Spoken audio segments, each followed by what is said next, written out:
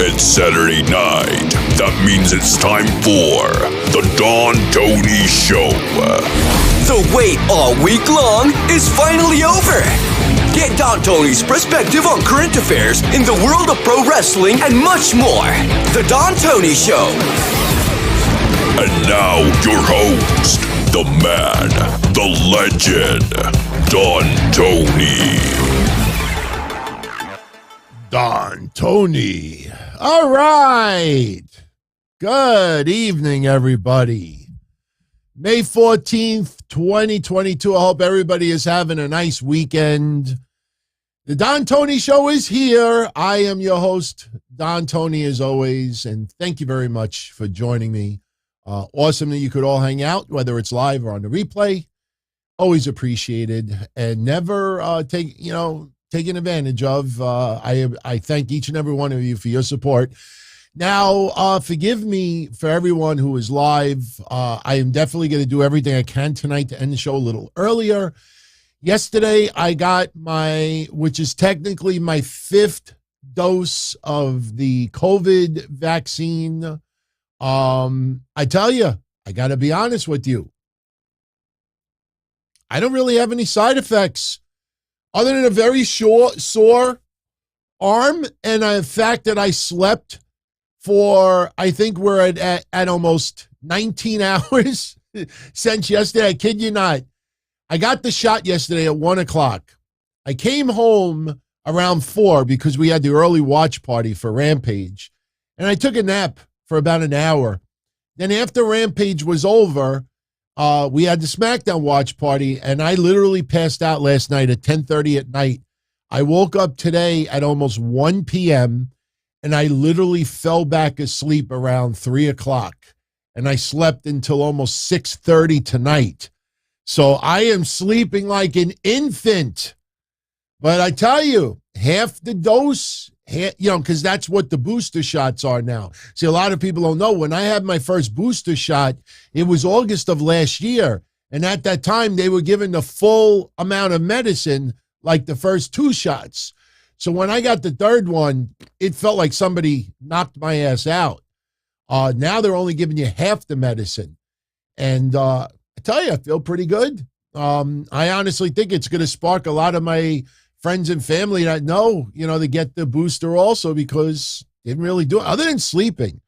And I actually made myself an energy drink. That's why it's purple. It's not iced tea. But hopefully it'll wake me up a little bit tonight. All right. Enough of the chatter. Let's get right into the show. And later on tonight, if you haven't seen it yet, I don't think we'll get into any trouble for it. There is right before we went live, I found this. There is a TikTok video. Let me see if I can show you a better picture of it. Yeah. WWE released a TikTok video, and it's one of those split screens. Now, yes, I know what you're going to say. DT, why is the logo on the shirt reversed? I don't know why people do that, especially when WWE owns the footage. I don't know why they reverse the logos. They mirror the image on TikTok. Now, what I did for the photo is I reversed it. Yeah, that's pretty damn good photoshopping on my part, instead of this. But what I will eventually do is I will probably mirror the whole image itself. Rojo Bear, thank you very much for that super chat. Very kind of you. And thank you for everyone else who sent it early. Oh, my God. We're going to tick off haters tonight. We're going to tick off haters tonight because James Tutton sent in. I literally turned it on soon as I saw your post right before we went live. Yes. For everybody that is not a fan of Don Tony, that seem to get angry when people contribute, to the expenses of the shows, maybe a little bit of the marriage fund or whatever it is. I give back. We always had super chats. Now we got super thanks. Super thanks. Basically what that is after you enjoy a show, even on an archive, if you enjoyed it and you want to send a little bit of a tip as a reason, please, under no circumstances do I ever want anybody to feel obligated. And no, you don't get a hand job from me for doing so. But James, thank you very much for letting me know I don't know. I mean, if others have gotten it, but pretty cool. Pretty cool. Now, we got a few things to get into. Obviously, SmackDown last night. They announced a very important match for next week's SmackDown. And I will talk about it because something I noticed, two things I noticed about the Usos and RK Bro. And I'll tell you later on why I'm not as excited for this match next week than you think. And no, it's not because it's on SmackDown instead of a premium live event, but I'll explain in a little bit.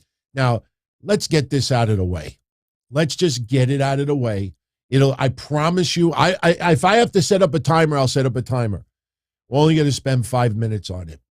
Okay. We talked about it last Saturday.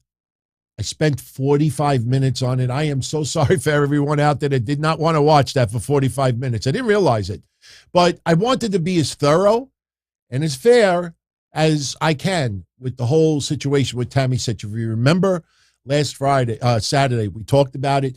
And then this past Monday, I gave you the definition of the detention that, they were going to give her. Or what the judge was requesting, the revoked bond and keep her in detention until the trial, because not only is she a danger to society, she's a danger to herself. And I'm going to just tell you straight out, because a few people already know this. I had a couple of her personal friends earlier this week that had heard from other people that she tried to take her life. Now, it ended up not being true. But believe me when I tell you, there was a lot of people out there. I'm not saying one thing, I'm just telling you what's been going on behind the scenes. Her being in prison is the best thing for everybody involved. But we said Monday, do not be surprised if Florida revokes bail. Now, for everyone out there that is going to say to me, DT, why did they give her bond in the first place? I say revoke bond. Why did they give a bond in the first place? Well, that's how the court system works. That's how our judicial system works, especially in Florida. That's why I've always shit on the judicial system in Florida. They take some extra steps, but everything is done for a reason. Give the DA credit. They presented what they presented. The judge felt the same, and they revoked the bond. She is now back in jail. Now, I got unedited footage for you. And I know everybody cut and pasted this week, but the most ridiculous thing about it is if you watch the 2 minutes in the court with the DA requesting to the judge why the bond should be revoked, the audio was pathetic. I mean, you have to have a hearing aid to hear the judge. I don't know why people out there just couldn't spend about 15 minutes and enhance the audio, level it out, boost it. I mean, and we all know how to do this behind the scenes. So I enhanced the audio. I enhanced the video. It's only about 2.5 minutes. But I'm going to share with you what went down this past Friday when he revoked her bond. Take note at the very end when you see Tammy get up and is about to walk out of the courtroom. She requests something from her boyfriend. Look at the hand gesture. And she says one word. Check it out. And her blood levels range everywhere between 0.28, 0.32, and higher. So even taking the lowest level, 0.28, she is more than 3 times beyond the legal limit of driving.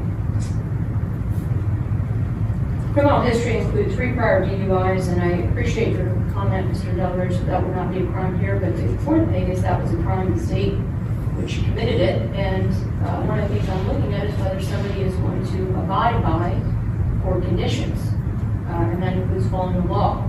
In addition to that, she's got a prior driving while license suspended and apparently had no valid driver's license on the evening that this crash occurred.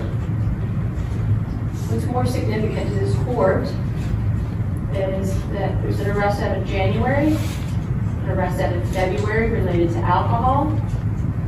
This happens in March. And then in May, there's a Marchman Act, which in the state of Florida is a commitment based on drug or alcohol abuse. I don't know what that noise is. Please make sure you turn it off. All right. So the question to this court is, beyond the dangerous crime and substantial probability, whether she's a threat to the community and whether there are any reasonable means to protect the community short of incarceration.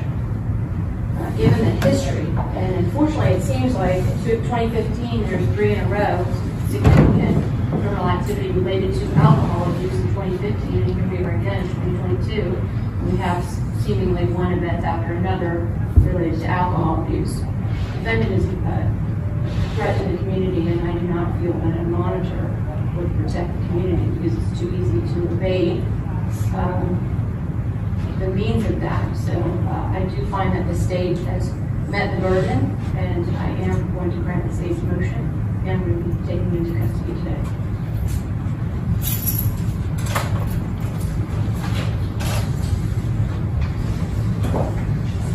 Okay, you will now see her boyfriend show up in the picture.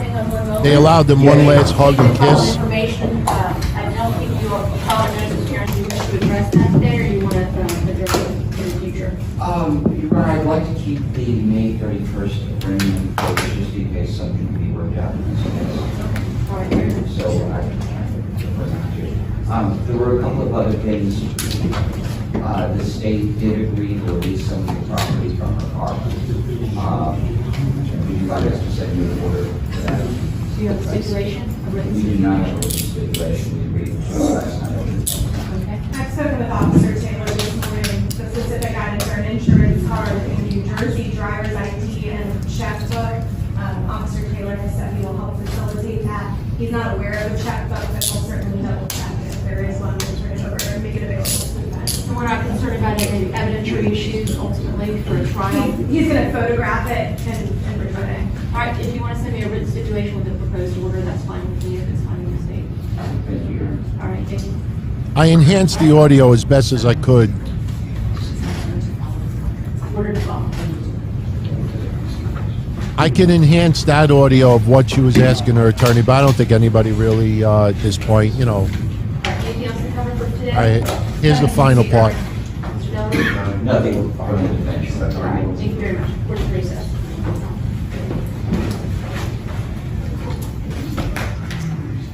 All right. Okay.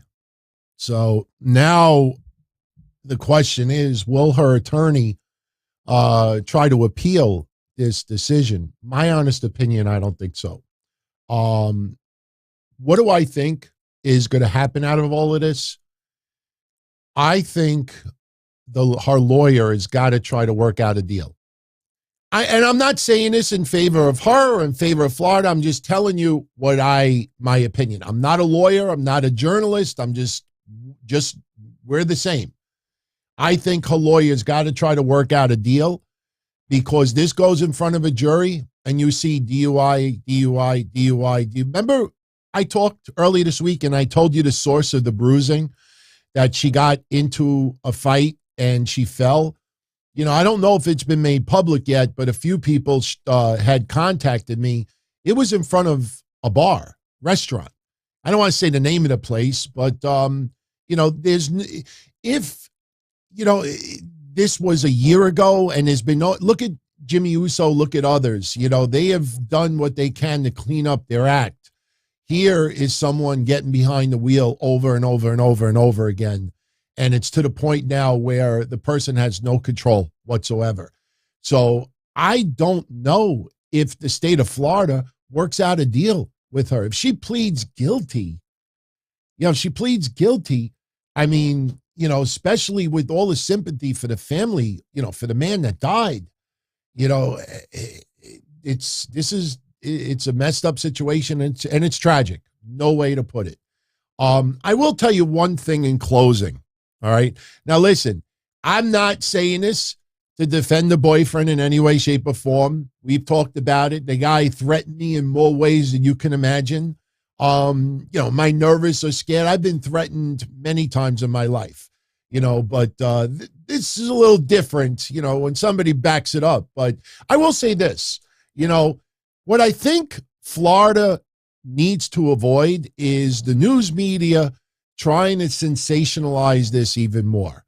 And what I mean by that is, all right, look, the facts itself are enough, to throw her in jail, honestly, 10, 20 years, maybe more. As I told you a week ago, Jersey does not go away. Pennsylvania does not go away. They don't turn around and say, oh, she fucked up in Florida. No, she didn't kill anybody here. And we'll just close the case. She's already in jail. No, that's the part that nobody thinks about. Her conditions of parole in those other states is to not fuck up anywhere. Doesn't matter if it happens in Jersey. It's not what happens in Florida stays in Florida. So she's got, this could be a life sentence.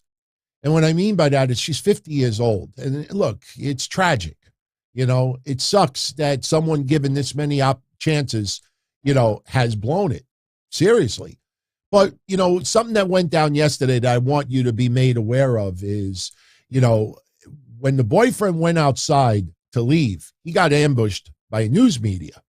And, they asked him about the whole thing. And, he gave his comments and he said it's tragic all around. And he expressed his, thoughts and sympathy for the family, who suffered their loss as a result of this.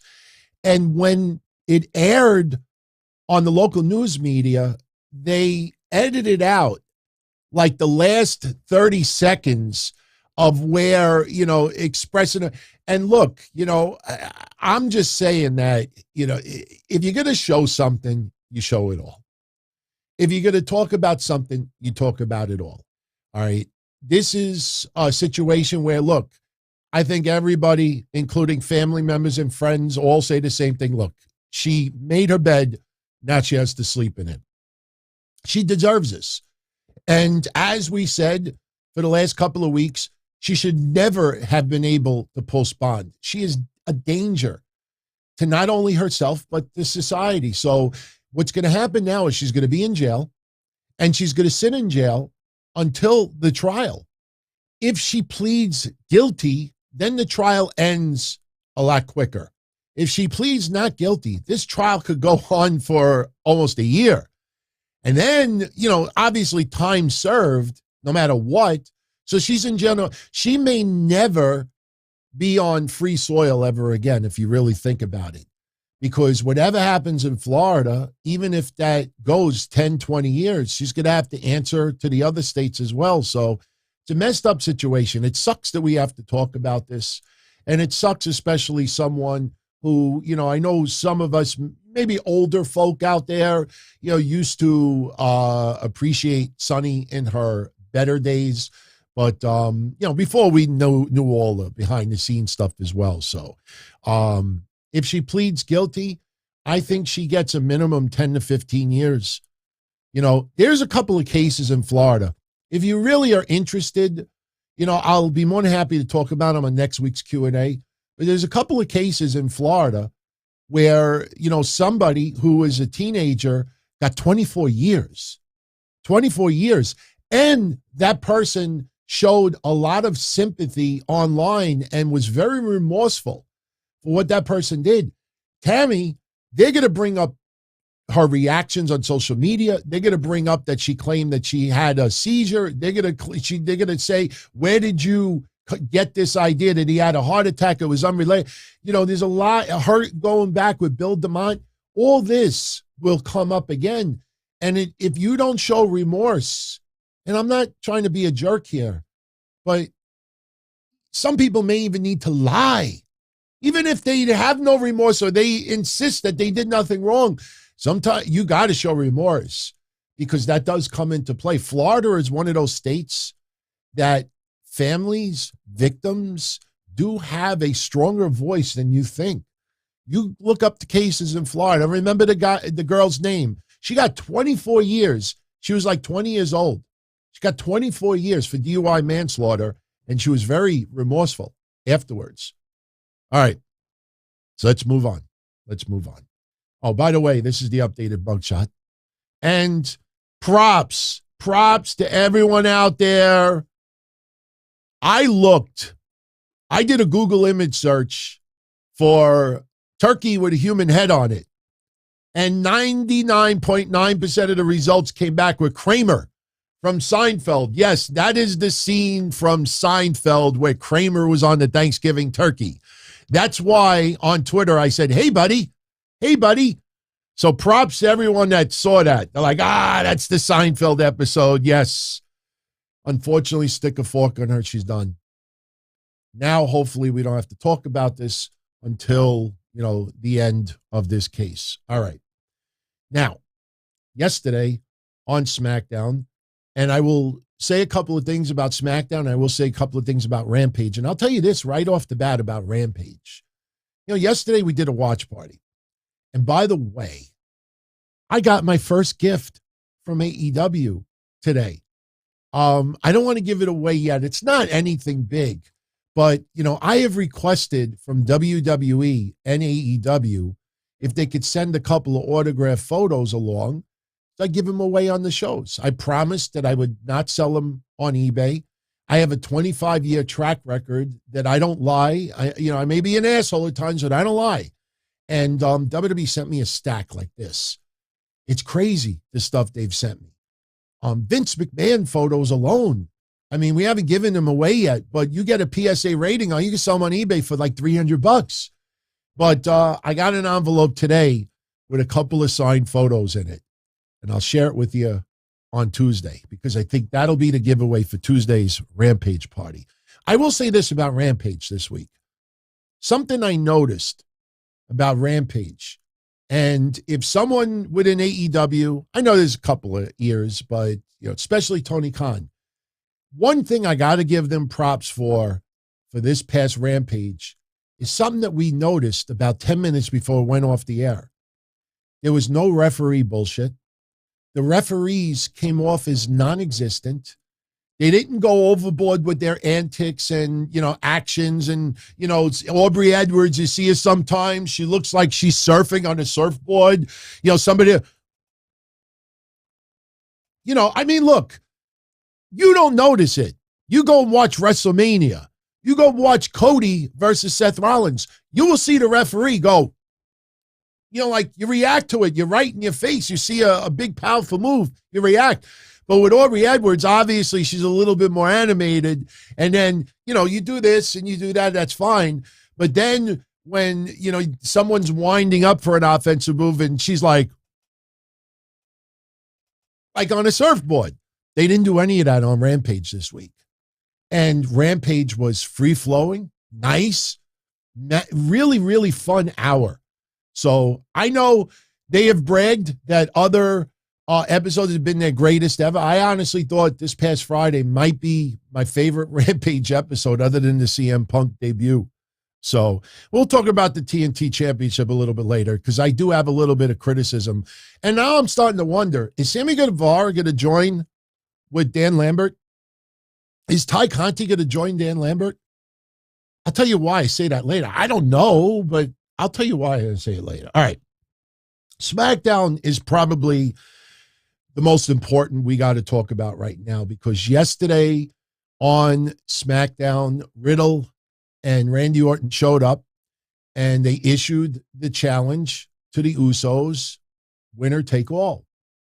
And this led to Sami Zayn coming out, and Sami Zayn, who now is not only the locker room leader, but he's a spokesman for the bloodline. And I do expect Roman Reigns to ultimately beat the shit out of Sami Zayn. But I'm waiting for Sami Zayn to make a decision for Roman Reigns and Paul Heyman, override them or just offer something. Now, Adam Pearce kind of put the kibosh on that yesterday because when he came out and he basically said, well, you can't do this and no, but I can. So, you don't even want Sami Zayn to give Adam Pearce the idea in storyline. But, RK Bro, little challenge, Sami Zayn, hey, you face Riddle. And if Riddle wins, then we get a shot, winner take all, unify those tag titles. And Sami Zayn accepts. So the opening match is Riddle beating Sami Zayn. And obviously, Sami Zayn, to quote Ricky Ricardo, he got some splaining to do. to Paul Heyman and Roman Reigns. He didn't get a chance to talk to Roman Reigns, but he did talk to Paul Heyman a little bit later. So as a result, next week, and I'm pissed. I know some of you saw it. I posted a tweet during SmackDown and I said, guys, gals, anybody remembers? I said, guys, gals, you know, what do you think? But I wouldn't mind seeing these two teams have a winner take all on SmackDown, even if, and I don't want to give away the result I think is going to happen. I said, what do you all think? 3 people responded. So when I see nobody gives a shit, but I post pictures of me eating avocado and it gets 50 likes, I deleted it. And then sure enough, we find out that next Friday on SmackDown, winners take all tag team championship unification match. It is happening on SmackDown next week. I don't know if people want to say May sweeps. This ain't getting 3 million viewers, everyone. WWE would have to have probably God legitimately show up from that match that Vince was supposed to have. I mean, how do you draw 3 million viewers on SmackDown these days? You'd have to do legends. You probably would have to advertise The Rock, Steve Austin, Cena, maybe all 3 combined. So this is not going to really spike a crazy rating. So this is what we have coming next week. Now, I had this question come in a few moments ago, and this pertains to this match, Micah Rivello. Who do I think is going to win the winner-take-all match next week? And I thought about this, and I don't know how you all feel about it, but let me say it like this. This match felt so important on WrestleMania Backlash. You remember when Roman Reigns came out? The Bloodline wants all the gold. All the gold. It was big. I mean, people were using it as the main story for their shows. Totally fine. This felt so big on WrestleMania Backlash. Then all of a sudden, forget it. It's like the scene in Goodfellas where Robert De Niro was going to whack Maury. Not tonight. Not tonight. You know? And why would now Roman Reigns be so receptive of the winner take all? Now, if you remember what we thought of the storyline, this is more about Drew McIntyre, that he didn't want to, Roman Reigns didn't want Drew to challenge Roman at WrestleMania Backlash. So putting him in a 6-man tag guarantees the title's not on the line. That's more Paul Heyman's in storyline. So that's that. Okay, fine. This does not feel as big as it should, which is why my gut feeling tells me this ends in a no contest. Would Brock Lesnar show up? I don't think so, even though he is going to be coming back sooner than you think. Drew McIntyre, noticeably non-existent yesterday. Drew McIntyre obviously has to show up next week, right? Or does Nakamura show up next week? Does Sami Zayn and Nakamura and Drew show up? I think this ends in a no contest. I think it is a huge clusterfuck. The problem is they have opened Pandora's box about the unified tag titles. So you feel like there's got to be a unification now. You keep throwing it out there.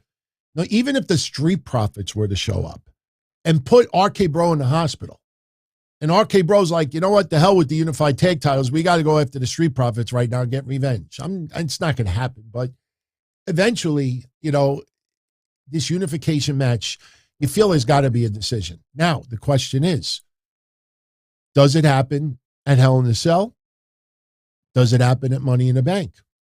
Now, what a lot of people do not realize, few people know, not a lot realize, all this bullshit about Roman Reigns, oh, limited schedule. WWE's got a big problem. Blah, blah, blah, blah, blah. Stupid. We talked about it the other day. WWE has had some heavyweight champions in the last 10 years that worked almost no house shows. So, you go look at the results. Not everybody. Or you would have 2, 3, 4 month gaps. Triple H, when he was heavyweight champion, you remember he didn't do a lot of house shows. Brock Lesnar didn't do a lot of house shows. A few other, look, Brock Lesnar's reign back then was horrible. But, some heavyweight champions have not done house shows. So Roman Reigns, when you look at this, last year, Money in the Bank.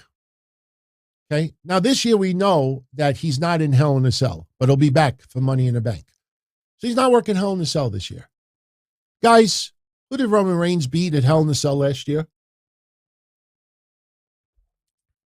First person that gets it right gets a shout out. We're cheap tonight. Who did Roman Reigns beat last year at Hell in a Cell? Muhammad says Jey Uso. Michael says Jimmy Uso. The Dream says Ray. Russ says Jay. Psycho says Jay. Muhammad says Jay. Dorian says Kevin Owens. Josh is too lazy. Thank you, Dream 101.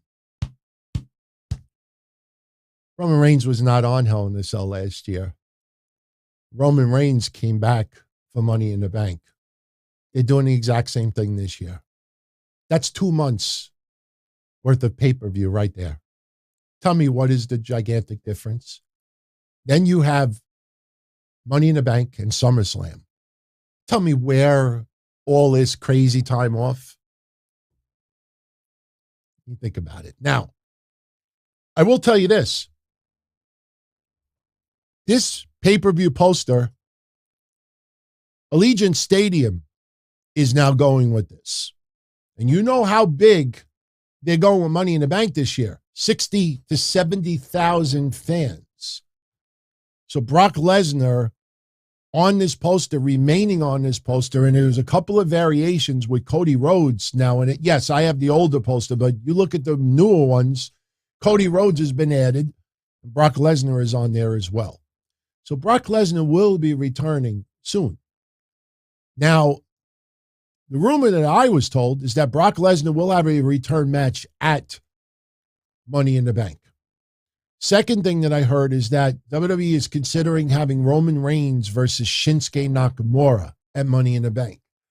They are not going to go with Drew McIntyre until that, match overseas in the UK or SummerSlam. And I think it's going to happen possibly on both.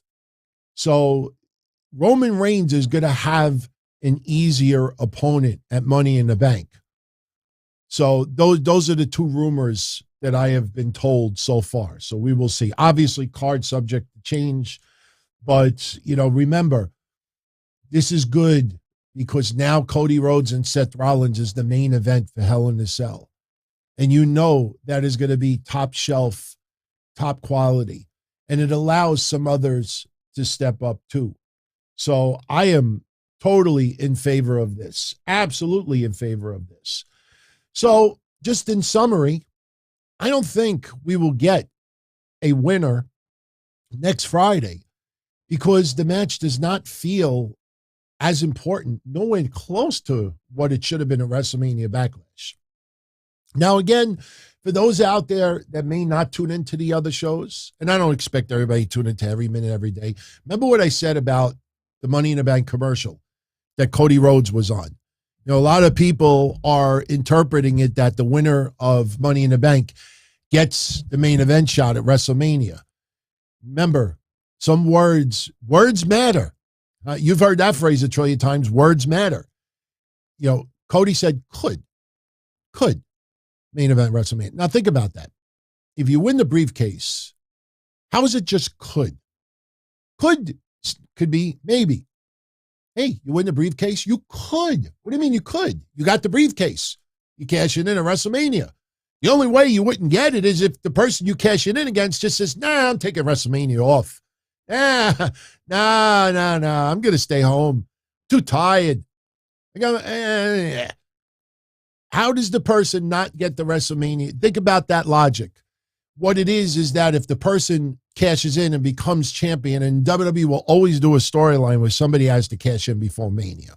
So the reason why they're teasing it the way it is because Money in the Bank has never been one of those stadium shows. It's always been outside of COVID, 15,000 seat arenas, 10,000 seat arenas, maybe a little bit more. Now you're going into a stadium, 60, 70. You think that's free? You think, who owns it? Jerry Jones? Whoever owns that building, you think they said to WWE, oh, no, we'll give you 15,000 seat prices. Yeah, you've done so much. No, it's crazy, cost a boatload of money. They want to fill that son of a bitch up to the rafters, and they will. So they got to make Money in the Bank feel more important, especially that briefcase. And whoever wins that briefcase, it is going to be huge. You're not going to get, a bullshit, it's going to be a big name. It has to be a big name. So we will see what happens. Now, match results from SmackDown, there was only 4. Riddle over Sami Zayn. Ronda Rousey had an open challenge. She issued an open challenge. Raquel Rodriguez, the former Raquel Gonzalez, accepted the challenge, and Ronda Rousey defeated her. I don't know about you.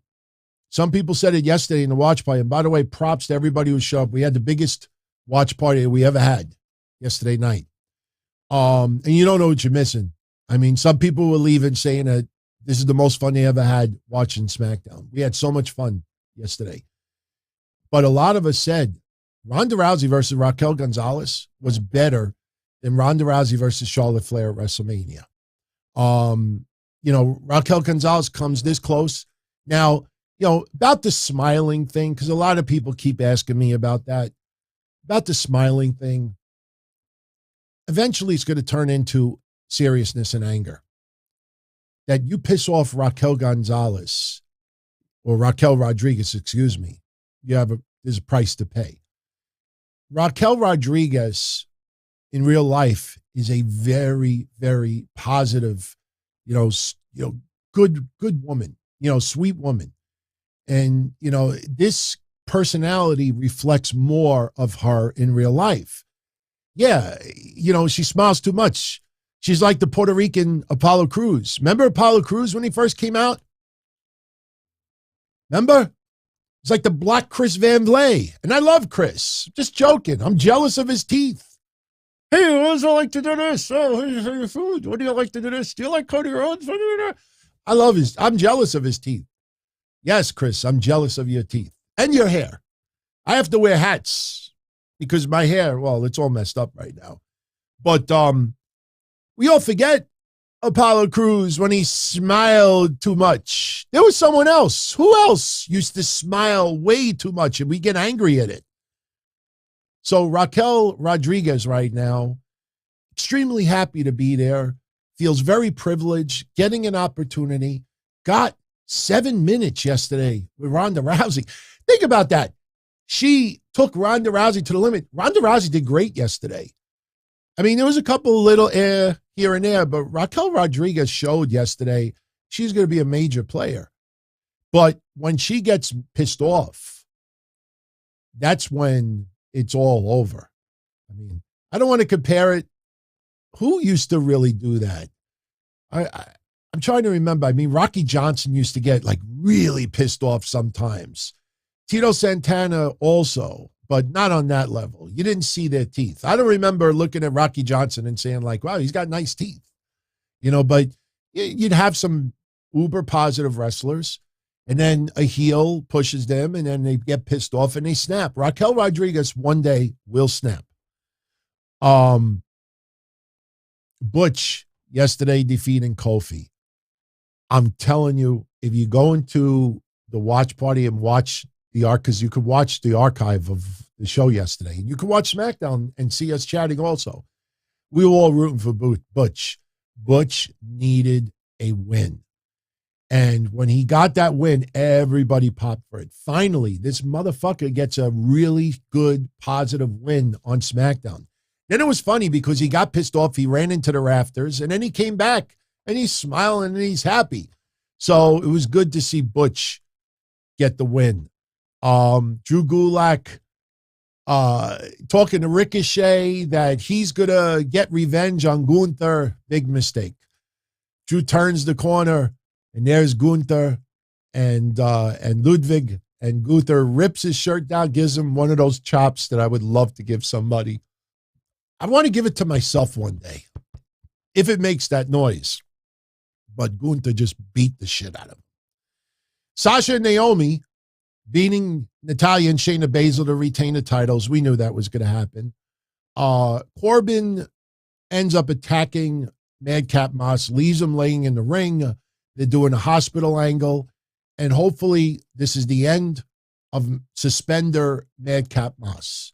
Hopefully this is it. Sent to the hospital. While you're there, get a little character transplant. I think the end of Happy Moss was yesterday on SmackDown. Fingers crossed. And we'll probably see Aaliyah versus Shotzi Blackheart next week, or we may see a three-way of Shotzi versus Aaliyah versus Ronda Rousey, because they both were going to come out and answer the open challenge. And I think it was Shotzi that said, oh, Raquel pushed me out of the way. And Aaliyah, I don't know if it's the color on my TV. And I'm not saying this in any sexual way, but you got to go back and watch the segment yesterday with Aaliyah, Shotzi, and Adam Pearce in the back. This is 2 shows in a row that I noticed this. I don't know if you've noticed it as well. Aaliyah, her chest is so bronze that the color on my TV looks off. Have you all noticed that? I mean, I know you could get like tanning, like the fake tans and everything. It's like she looks like one of these like these things that you just bronze, you dip it in bronze. Look at her chest. And I don't mean that in a sexual way. Look at her chest. There's something about her chest. It is like crayon bronze. It looks like somebody took a paintbrush. Look what I'm talking. I don't even think it's spray tan. It could be. But honestly, I mean, I used to go to tanning salons so bad in my 20s that I'm trying to find my old driver's license. People thought I was Dominican. I swear to God. I used to go out sometimes with my friends and I, mingle a little bit. And I had more than one occasion that somebody thought, what are you, Dominican? Not like good or bad way, but they thought it was, that's how dark I was. I was so dark. I got that. That's a missed opportunity from New York State. New York State should have, for vanity, well, because they have it in the database, they should have offered everyone, oh, do you want to see your driver's license when you were 16? Give us $50 and we'll send you a vanity copy. I can't believe. See, I think of ways to make money and blows me away. These places don't capitalize on that. All right, you know what? Out of nowhere, just for the hell of it, I showed you earlier this TikTok video, and those split screens that they're really not talking to each other, but they are. They try to make it look like they are. WWE posted this TikTok video earlier, and yes, I fixed the T-shirt. I'm warning you, the video is mirrored. I don't know why WWE did that, but I thought this was hilarious. So I don't know what country these guys are from, but I thought this was so cool. And honestly, it's TikTok. I don't think we'll get into any issues with it, but it's 30 seconds long. If you haven't seen this yet, check this out. Oh, yeah, okay.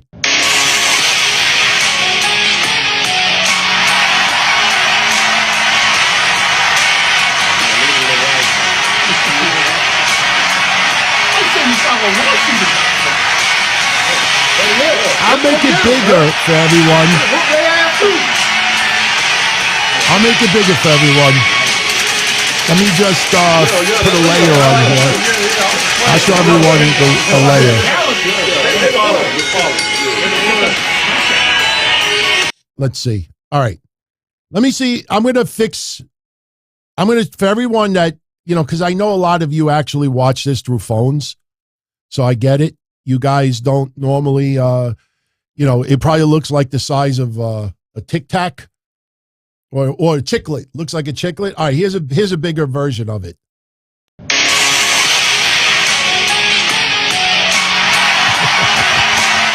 I thought this was awesome.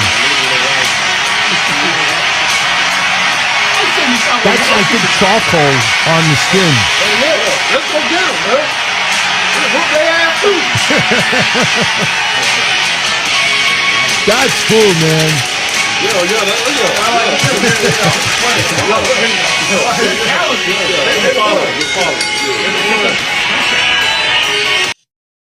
All right.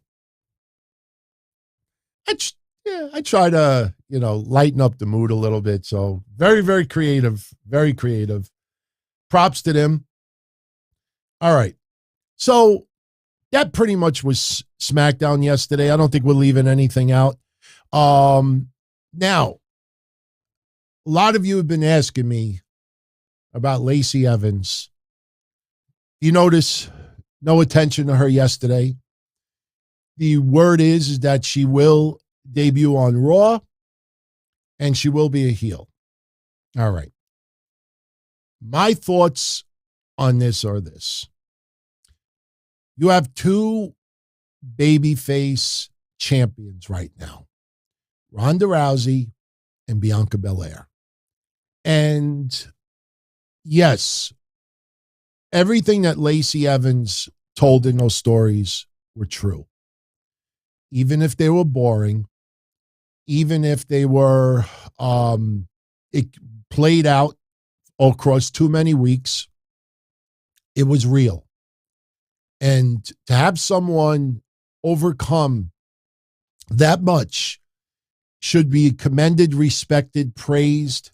You don't want extra stuff added to it that's not true just to make it more entertaining. Real life is not always a promo. Real life is not always a skit or a segment.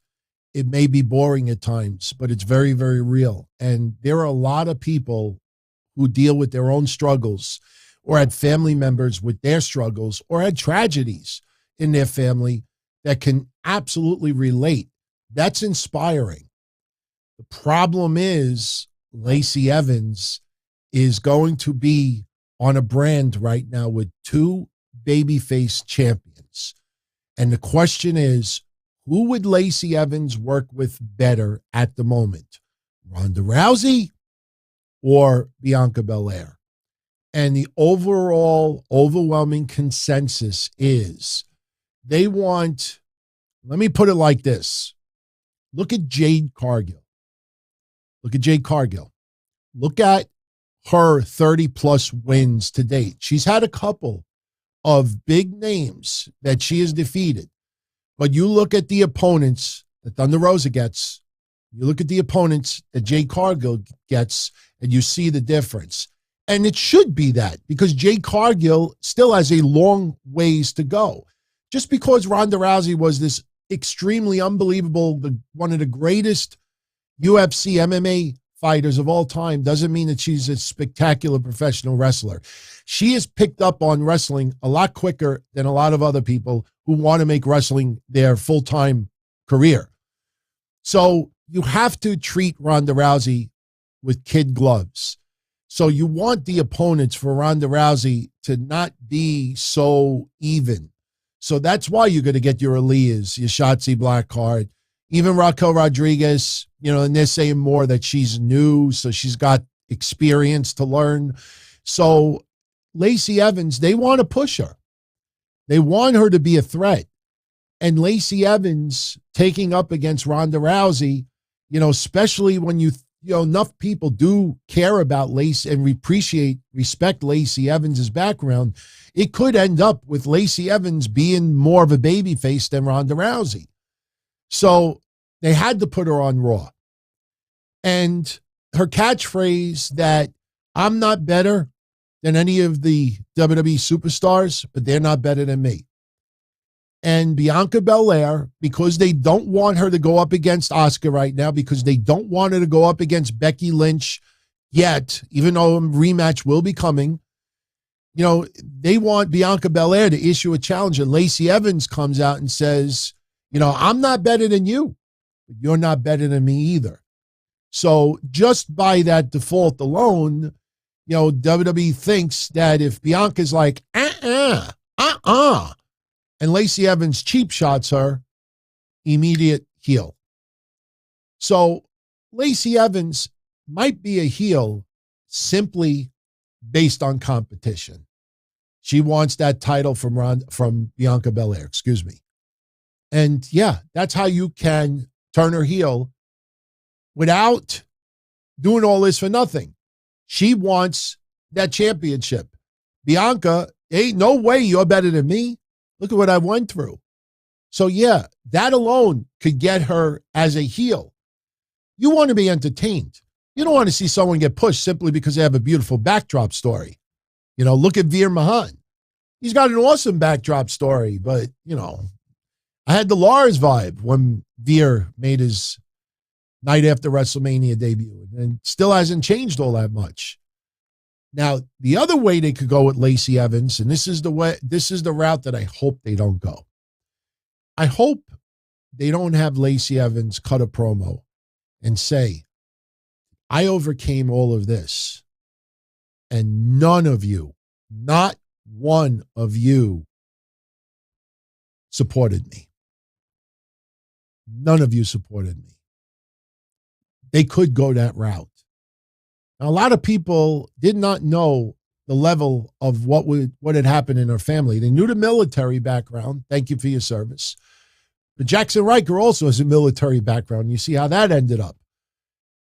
They could go the route that I overcame all of this without any of your support.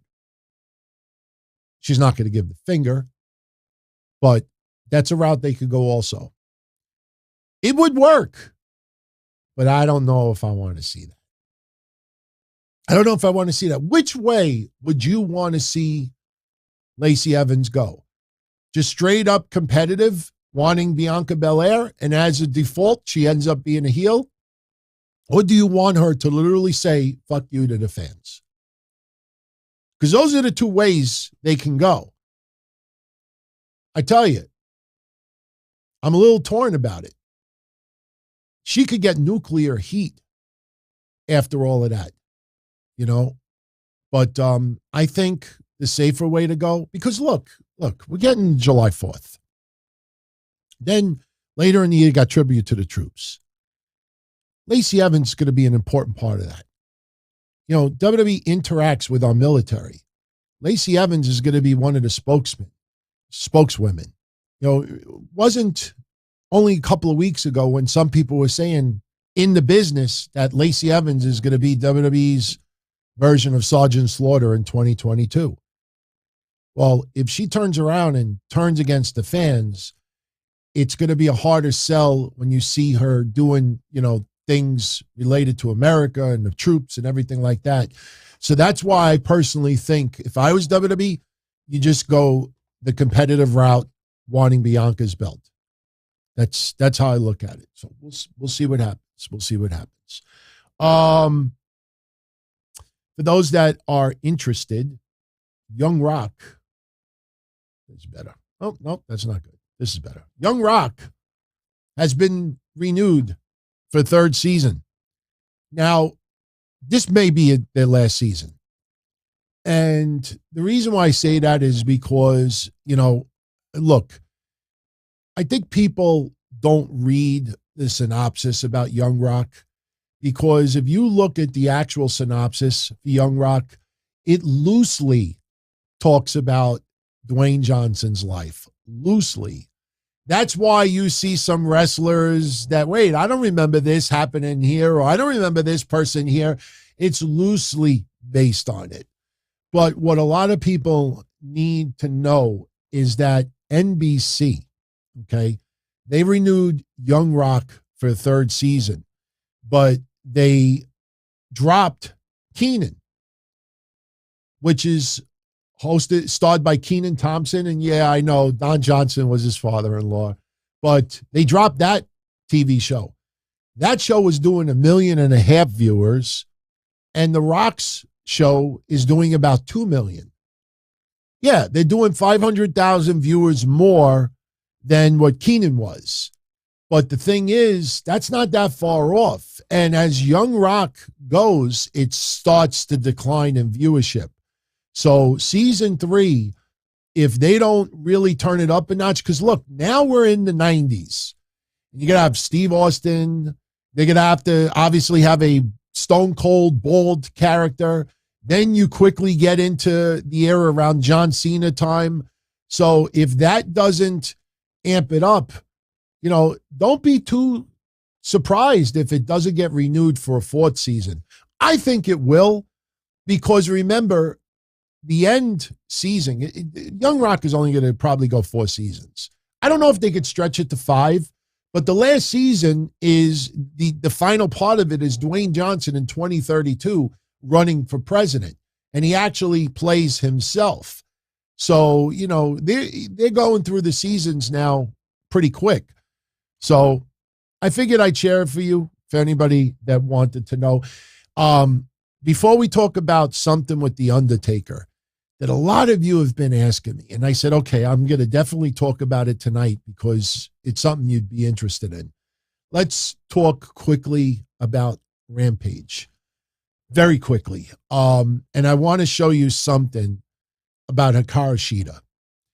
And yes, I was confronted. I don't want to say this guy was mild. I don't want to call him a jerk, but I got confronted with that toxic atmosphere, that toxic culture, because you questioned something about AEW. And I can't wait to show you the outcome of it. You will get a kick out of it. I promise you get a kick out of it. We got screenshots. That'll be coming in about 2 minutes. Death Triangle. Yesterday, Ray Phoenix, Penta, and Pac, they defeated the Butcher, the Blade, and Mark Quinn. Fun match. No complaints. Sean Spears over Bear Boulder. You're in trouble when Bear Boulder is like 400 pounds and he's doing power moves and the fans are not impressed. Sean Spears picks him up on his shoulder and everybody's popping for Sean Spears. I have nothing against Bear Boulder, but there's a reason why he should only be on Darker Elevation. Nobody gave a shit about that match yesterday. Ruby Soho over Riho to advance in the Owen Hart Foundation tournament. Remember, Ruby Soho is my pick to win it all. Billy Gunn did a backstage segment. This was funny with the Gun Club and the Acclaimed. And every bit of advice that his sons were giving Billy Gunn, he does like, we need to come up with a catchphrase. I think it was Colton Gunn is like, hey, I got an idea. We can use 2 words. Oh, that'll never get over. And the Acclaimed are doing all their own things, and Billy Gunn loves it. Billy Gunn loves it. And then Billy Gunn reveals that he got those for a match on AEW Elevation. And they were all like shocked, almost crying, mocking. It was a funny segment. You got to go see it. Here's where we get confusion. And this was such a good night for Rampage and so unnecessary. I know people want to be creative, but there is something called being overly creative. Scorpio Sky has respect from the fans. There's a natural charisma about Scorpio Sky. And Scorpio Sky putting a little bit of respect back in the TNT title, stopping Dan Lambert from wearing the other title, throwing shade to Sammy Guevara. Scorpio Sky just naturally turning babyface. Crowd loves it. So yesterday, Scorpio Sky does not want Ethan Page or Dan Lambert to come out during his match against Frankie Kazarian. Scorpio Sky, Frankie Kazarian, the former SCU tag team. Scorpio Sky beats Frankie. But towards the end of the match, Ethan Page hits Frankie Kazarian with the title. And us in the watch party, we're saying, okay, Scorpio Sky's going to figure out that Ethan Page helped him when he didn't want it. They get into a shouting match. And then we ultimately will have Ethan Page and Scorpio Sky going at it for the TNT title. And we got that argument yesterday. Now, Sammy Guevara and Ty Conti are sitting at ringside. And next thing you know, after the match is over, Scorpio Sky realizes that Ethan Page got involved. Frankie Kazarian told him he hit him with the belt. And they're teasing that they're going to feud. And then Ethan Page is yelling, yeah, I did it. What side are you on? And then Scorpio Sky destroys Frankie Kazarian. Turns heel again. Why was that needed? Why was that necessary? So forced. And talk about someone who is, just naturally, organically turning babyface, and then you do that yesterday. It was just so stupid. And, oh, my God. Dan Lambert called Ty Conti yesterday, Danhausen. He calls her Whorehausen. It's Whorehouse, Danhausen, Whorehausen. You got to see social media. Not everybody, but enough voice. Tony, can you please stop calling women whores? Tony, please, can you stop? People are starting to realize this goody-goody, higher than thou, we're better than WWE, where we treat people is. You realize that with, the freedom that MJF has, which they have pulled back a little bit if you haven't figured it out, and some of the things that they do on these shows, you realize that AEW, thinks that because it's between 8 and 10 or 8 and 10 or normally 10 and 11, depending on which day it is, that, oh, no, it's just entertainment. We truly don't believe that women are whores. We would never, no. Oh, my God. They do it worse than a lot of other places out there. That's why it would be so interesting, and I've said this before, if MJF ends up going to WWE, understand, that will be a challenge. Understand that 75% of what MJF says probably would never be allowed to be said in WWE. You ain't calling nobody crack whores. There's a lot of things. So, and let me also say this. I don't get it, guys, gals. MJF did an interview this week with a show I think called Wrestling, and he's got quoted in some other areas. And he's talking about how he's leaning towards signing with WWE in 2024 instead of AEW. And, he's trashing this, and he's saying that these ex-WWE stars are getting big money and I'm not getting it. I mean, do these people realize that MJF is being MJF and trolling them? They're taking every tease that MJF has as news and gospel and fact. MJF, let's compare it to baseball for a minute. You got a rookie player, and the rookie player has an incredible first 2 years. And that rookie player may still be making the minimum. But after a certain period of time, that rookie will break the bank. That is the same thing with MJF. MJF is over as a heel, and he's over because of the creative freedom that he's allowed to do. The guy is spectacular. I absolutely enjoy MJF. But, when you do interviews with him, understand, I think people they know that MJF will be in character 24/7, 365. And they're taking every little tease and threat as news.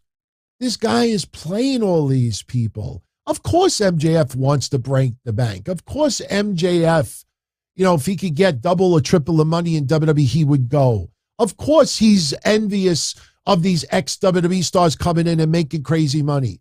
But he also understands that without those ex-WWE stars, in many cases, they would not sell the amount of seats that they would, get the extra attention, the household names.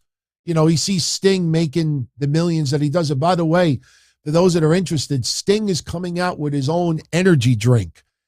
I think it's called the Icon. I think that's what he trademarked. I haven't seen logos. I haven't seen anything yet, but I did get an alert that he applied for a trademark. Sting is going to be selling his own energy drinks. And I tell you, he is a smart motherfucker.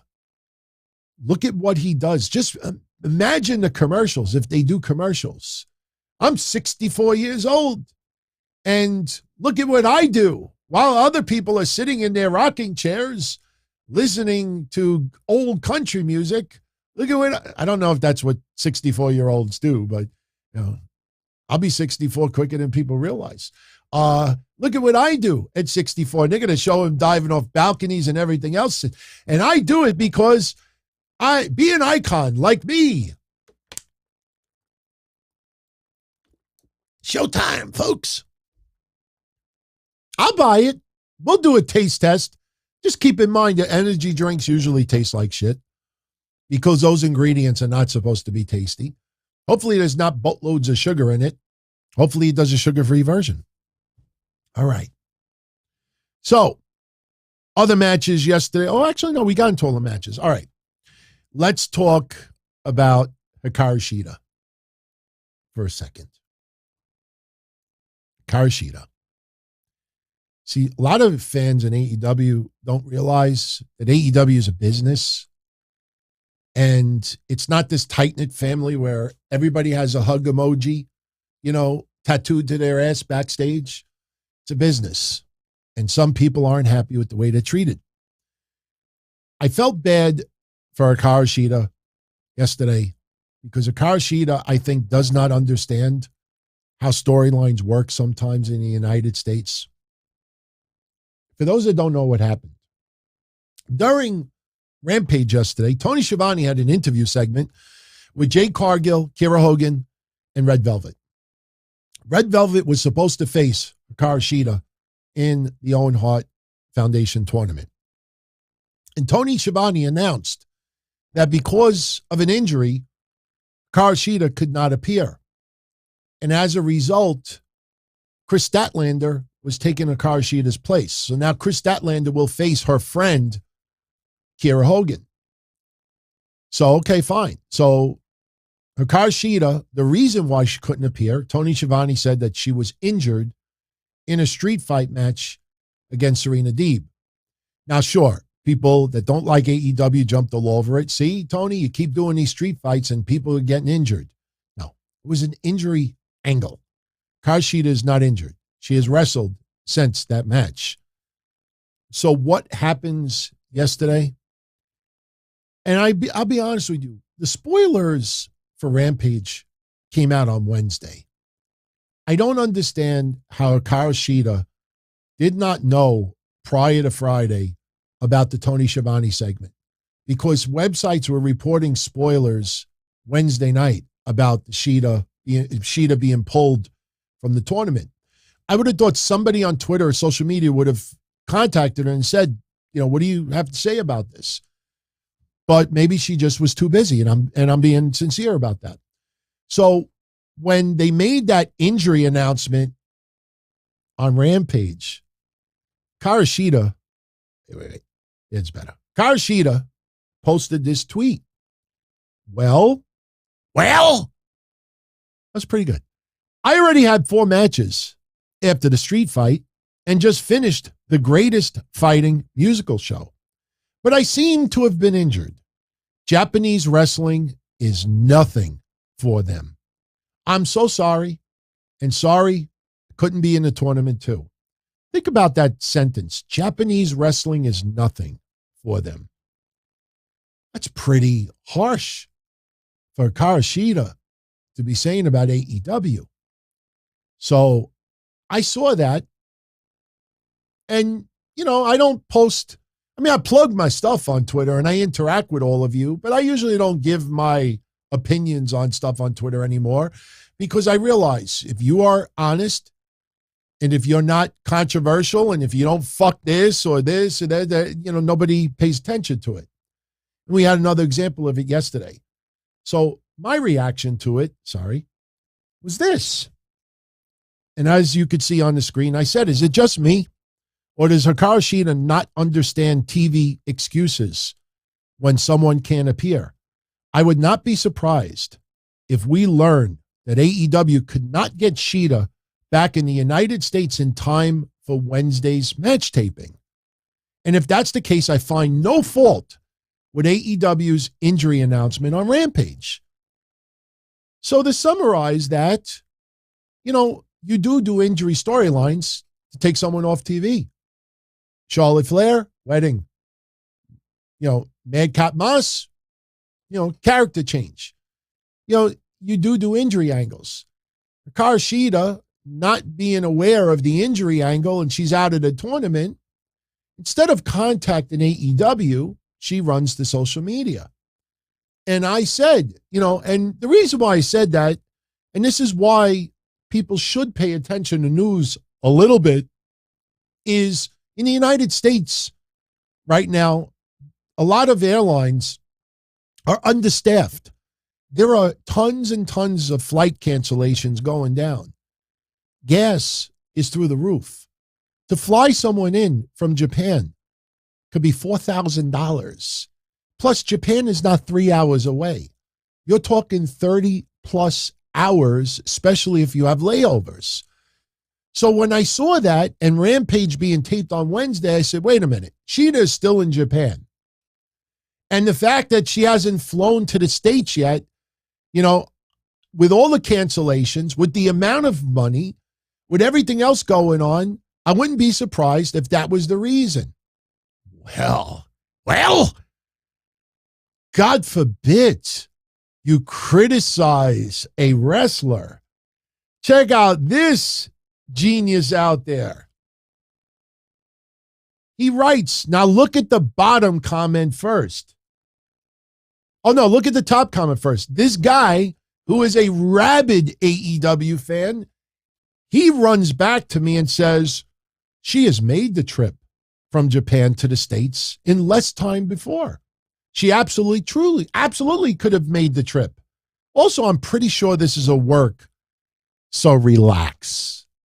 Relax. Close your eyes and breathe deeply. Breathe in, breathe out. Shut the fuck up. Don't fucking come at me. So my response to him was, I'm very relaxed. And I'm also informed about the large number of flight cancellations and airlines short-staffed in the United States. Japan has some of the most stringent travel restrictions in the world. It is not as easy to get back here right now as you think, not to mention the $3,000 plus airfare. Now, instead of this guy saying, all right, well, you know what, let's see what happens. This guy writes back, and we're not talking about a 16-year-old AEW rabid wrestling fan who just absolutely loves Darby Allin and Sammy Guevara. This is like a 45-year-old, deep hardcore AEW fan. His response to me is, I'm really happy you know it all, but I'm saying relax on saying as a professional, don't relax that saying that a professional doesn't understand her job. Based on the promo where they revealed she was out, it seems Mark Sterling is the reason her spot was taken and it backfired. This is all her work, including her tweets. God bless that misguided soul. So I'm like, you know what? I'm not even going to respond to this guy. I'm not going to even respond. But this is what I talk about on social media. You express an opinion and people immediately got to throw shade at you. You can't just say, look, I disagree. I think it's a storyline, this and that. No, relax. Well, guess what? I fucking relaxed. I had the COVID shot. I slept for 20 hours since yesterday. And what happens? Hikaru Shida posted another tweet. After my Philadelphia street fight and a doctor check from AEW was required to participate in the Owen Hart Cup, I could not re-enter the country in time. I'm sorry to disappoint everyone. These difficulties happen sometimes with international talents. Always bet on Don Tony. Hashtag, I don't want to be first, I want to be right. These motherfuckers don't have a clue. You just look at it. 30 plus hours to get to Japan. You're going to fly her for a day and a half for a match and then fly her all the way back and then run the risk with all the cancellations and the short staffs and the restrictions. These people don't even understand the restrictions coming out of Japan. We're already, yesterday was Friday. Even the Concorde doesn't exist anymore. Stupid. So even though I said I was not going to respond to that nitwit, I did. I showed him that tweet. Guess what? He didn't fucking respond. Bafangul. Bafangul. And I say that with love. But I don't mind a friendly confrontation. I don't mind being confronted with people like that because I usually prepare myself with facts before I make a comment. But again, what I said was boring and unsexy. But I watched people that took Hikaru Shida's tweet, the original one, about her not being happy with it. All they wrote was, yikes. I saw people just write the word yikes, 5,000 likes. Yikes. Instead, that's the mentality that you have to deal with right now. Unbelievable. All right. A lot of you have been asking me, Don Tony, Undertaker is doing autograph signings, and how come he refuses and goes out of his way to tell everyone that he refuses to autograph rookie cards? And I'll tell you the reason why. There's two reasons, actually. And some of it is obvious. Number one, there are very, very, very few Undertaker rookie cards that are autographed out there. Undertaker was never really experienced in the eBay market when it comes to autographs. Now, yes, we went to the big event a couple of years ago and the Undertaker was there, and I think the Undertaker charged like $150 or $200 for an autograph photo. Now, it's pretty cool. I just got more Undertaker photos. Oh my God, I can't wait to show you these. So you go to an Undertaker autograph signing and you get a signed photo, you pay $100, $150 for it, you go and you throw it on eBay. Chances are, because the market is starting to get flooded, you ain't making your money back. Some people, believe me, unfortunately, when Daphne passed last year, you looked at eBay right after and suddenly there was 1,000 autographs up for sale. People thinking that, they're going to break the bank because she passed. And the more that flood the market, the lower the price is. So anyway, the Undertaker, early on doing autograph signings, he had a few requests, sign rookie cards. So when Undertaker first started doing the autograph circuit again, he's, look, somebody's paying $150. Yeah, I'll sign the card. He's paying $150. Problem is, some of these cards, the rookie cards from 1991, you get them PSA graded. You get a 9 or a 10. There are some cards not signed that will sell for $200. So what happened was, early on, when Undertaker, as long as you paid the money, he signed it, these eBay auctions for these signed rookie cards, $700, $550. Someone is asking for like $1,100 because it's rated PSA 10, the card. And some of these cards have sold for $500, $600. Now, because a lot of people are not spending that kind of money right now, you see the prices going down a little bit. But now the Undertaker realized, wait a minute, if I sign a rookie card, the rookie card, if it's graded, itself could be sold for $200, $100, $150. Now I autograph it, and now that shit could be sold for $500 plus. So the Undertaker said, okay, I'll sign cards, but I'm not signing my rookie cards, 1991, because he knows that somebody will pay $200 knowing they got a really good centered card. Undertaker signs it, and they immediately grade it and put it on eBay and try to get $500, $600 for it. That is the reason why the Undertaker, he's not embarrassed of his rookie career. And he's not against signing things.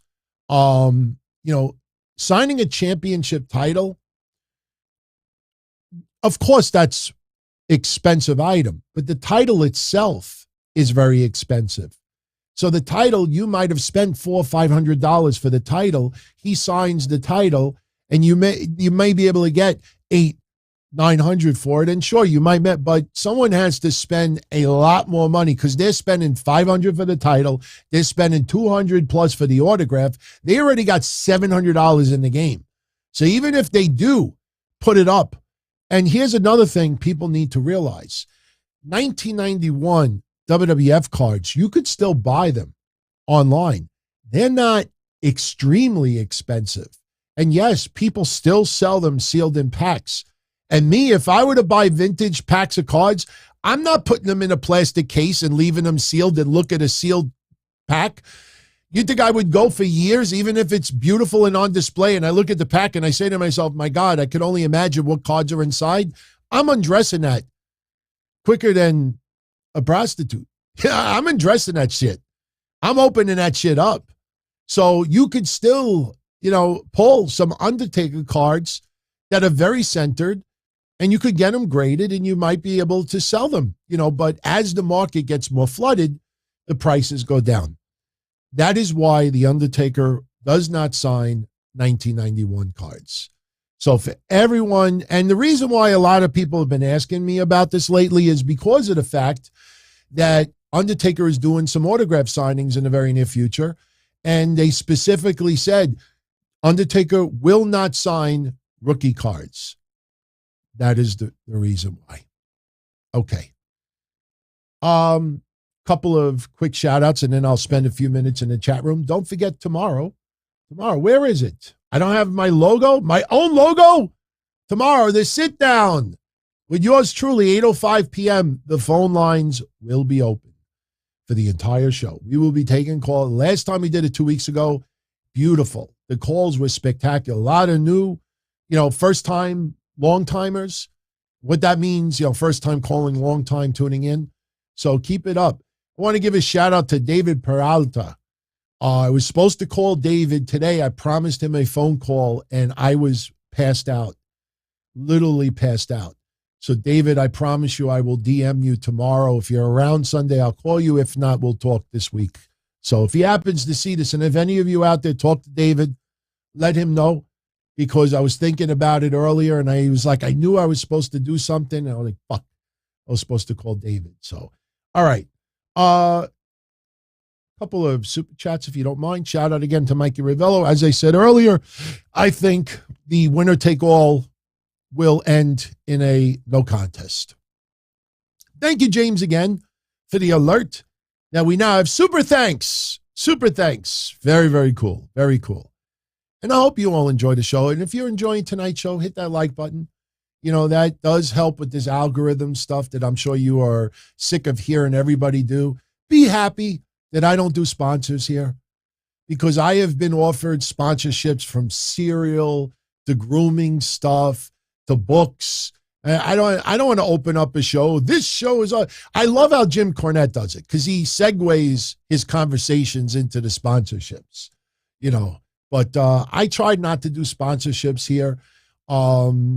Only because I don't want to, let's give a word to it. You're spending precious time here. We don't need to do sponsors right now. Rojo Bear, thank you again, my friend. I hope everything is well with you. Much appreciated. Casey is raw. He wants Sonny out of the WWE Hall of Fame. He feels WWE should kick one person out if they don't deserve it, like celebrity wing people and etc. I'll say this. I'll say it bluntly.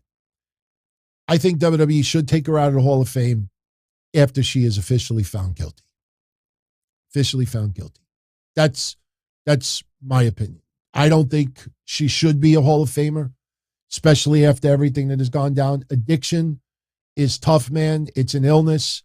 And that's not an excuse to kill anybody. She has been given numerous opportunities. And I'll tell you this much. I'm not trying to show any sympathy or anything like that.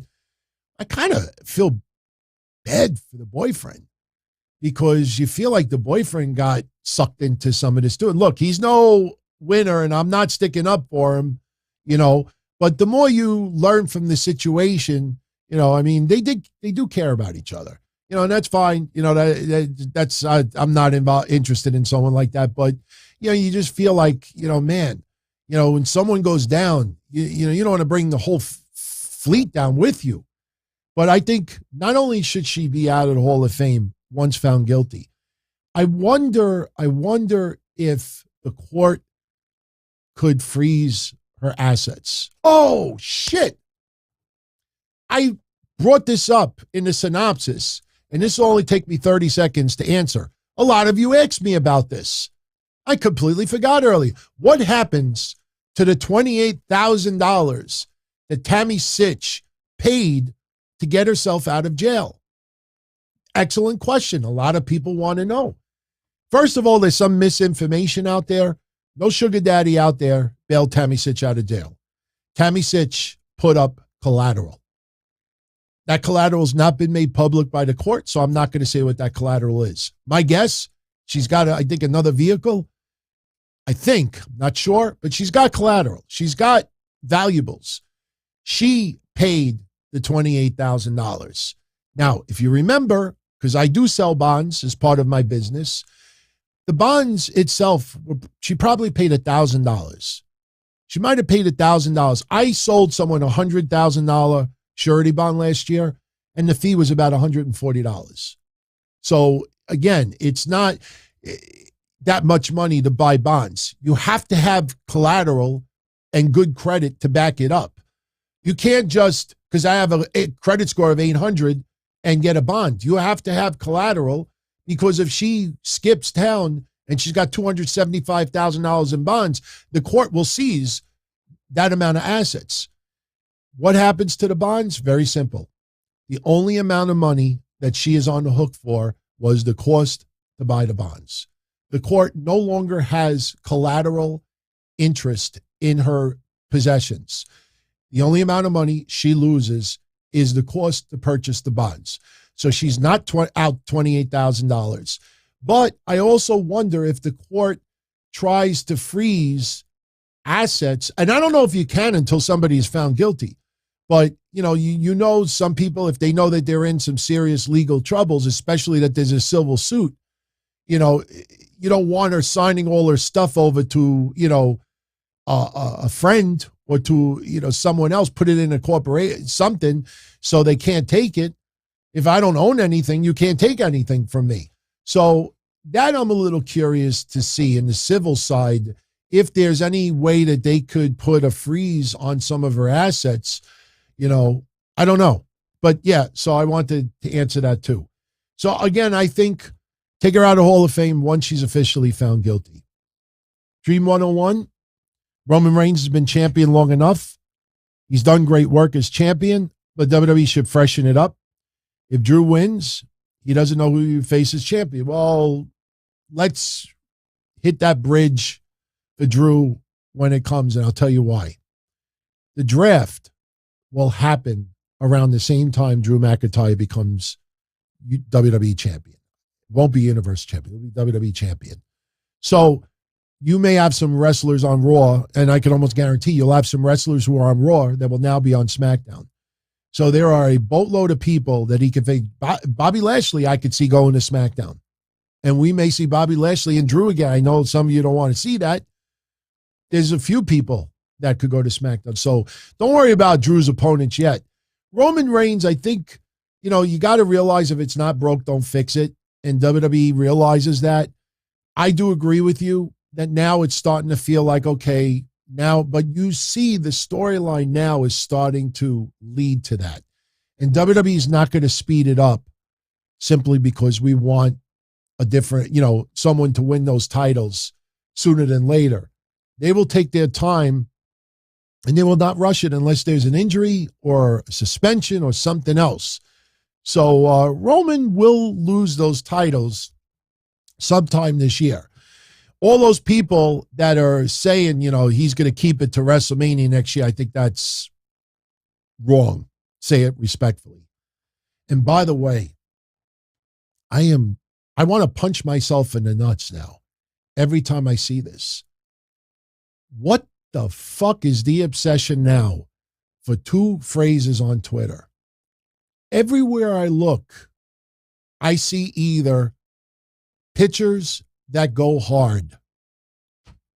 The only picture that gets me hard right now is probably somebody in a different room naked. Pictures that go hard. And it could be just fucking Steve Austin from 20 years ago, just standing in pictures that go hard. Everywhere I fucking look, pictures that go hard, pictures that go hard, pictures that go hard. And the second one, people can't just express an opinion anymore. Now what they do is they write 3 annoying words. Yeah, that was 3 words too. Yeah, you know what those 3 annoying words are? Hear me out. Every time I see that, I want to punch myself in the face. I want to literally just give myself black eyes.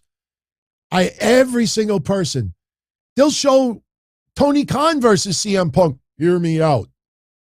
They'll show Cody Rhodes versus Drew McIntyre. Hear me out. Everything. Hear me out. Oh my God. Go look around. Pictures that go hard. I haven't seen any freaks yet go hear me out. Pictures that go hard. Oh God, this obsession with it. I have a headache watching that. I want my head to explode like scanners. Casey is raw. Do I think her boyfriend is going to be charged too? No. He was brought in a civil lawsuit. And after looking at everything and getting some information, I already corrected last week that he did not own the car. He did not purchase the car, I should say, and he did not own the car. I understand why he was put in the lawsuit. I think they don't have proof that she used the car on a regular basis. I know what happened, what he was doing at the time of the accident. And if it is true, I don't know if it could be proven, but if it is true, they can't link him to her. But you know how the legal system is. Lawyers will sue everybody. And I'm not throwing shade on lawyers. I'm just saying, no, I don't think he will be charged with anything. If they had something, they would have done it already. And if you notice, look, a good example is Bill DeMott. Bill DeMott has been very, very, very passionate about this against Tammy. And a lot of people still don't understand why.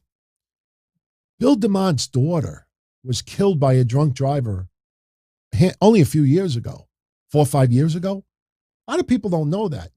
So when Bill DeMott and Tammy had that exchange last week, understand in the back of your mind when Bill DeMott is going at her and she's going back and bringing up that he's not in the Hall of Fame and everything like that, I don't even think she realized that his daughter was killed by a drunk driver. His daughter was in her early 20s, I believe. So, you don't even see him going after the boyfriend and others. This is on her. Rojo Bear, the booking of the TNT Championship has been a mess so far this year. Yes, it has. And I don't understand the reasoning for having Scorpio Sky to do what he did. Again, I know I'm repeating myself. That organic push as a babyface. Crowd was into it. Crowd was into Sammy versus Scorpio as a feud. Scorpio versus Ethan Page was a good feud. The only thing I could think of out of all of this crazy shit is that Sammy Guevara and Ty Conti may ultimately join up with America's Top Team. I know that sounds nuts, but remember, and this is not a bragging thing, it was yours truly 7-8 weeks ago that told you, oh my God, they're going to turn Sammy and Ty Conti heel. And that was the time, if you remember, where she took her social media page down. She went offline on Twitter. And that was when they first revealed the relationship. And then when she came back, everything was be mad, be mad, be mad, be mad. And she's posting pictures on the beach with Sammy over and over and over and over and over again. And, look, we all like to post when we're having a good time on vacation and stuff. But you could see she was rubbing it in people's face. You don't like it? Be mad. And I saw that 8 weeks ago. And you remember the show? You remember the chat room that night? DT, what are you, nuts? They're not turning her heel. Where do you even see that? Are you crazy? Remember who told you that Hook and Tony Nese were going to be having a feud? About 6 weeks ago, I told you that. So I think this could end up because Paige Van Zandt, nothing against her, she ain't ready for primetime one-on-one matches. You put Paige Van Zandt and Ty Conti together, oh, the toxicity. That's toxic. That's nuclear for some people. I think it could happen. That's the only logical conclusion I could come up with of having Scorpio still remain a heel. Cappy Caveman, why isn't Kamala in the WWE Hall of Fame? Wait a minute. Guys, was Kamala put in the celebrity wing at the Hall of Fame? I mean, look, I'll say this. I think he was, because I haven't heard anybody mentioning Kamala's name for a few years now. So if he was put in, there's your answer. But I'll say this. If he's not in the Hall of Fame, it's because Kamala was accusing WWE of a lot of racism, a lot of mistreatment. I mean, Kamala really went hard against WWE. I think he was put in the legacy wing. I mean, I could be wrong, but, you know, if you think of the WWE Hall of Fame, nobody has been mentioning Kamala for years now. So if someone could check and let me know, I think he was put in. I'm pretty sure he was put in. I'm just, maybe it's just, you know, phantom what I'm thinking of, but I could swear that he's in the Hall of Fame. So I'm sure we'll have an answer by the end of the show. And official thump, do I think the Bullet Club reunion and merchandise in WWE? No, we won't see a Bullet Club. You know, they're not going to have that kind of merchandise. I still think that Finn Balor is going to turn on AJ Styles. I think that could still happen. I mean, look, if you kept them as a tag team for a few months, sure, you could sell merchandise. But I just don't feel that. I still think Finn Balor, especially when Damian Priest, Edge, and Rhea, when they came out the other day and Edge said that they're not done yet, they're looking for more, I think Finn ultimately turns. No one is confirmed. Okay, Josh says he's not in the Hall of Fame. Well, again, it was those accusations. I mean, it was pretty bitter at the time. And unfortunately, when he passed, the urgency to put him in, you know, just was not there anymore. I will say this. Kamala will be in the WWE Hall of Fame within the next 2 to 3 years. I have a feeling it could be in the the legacy side.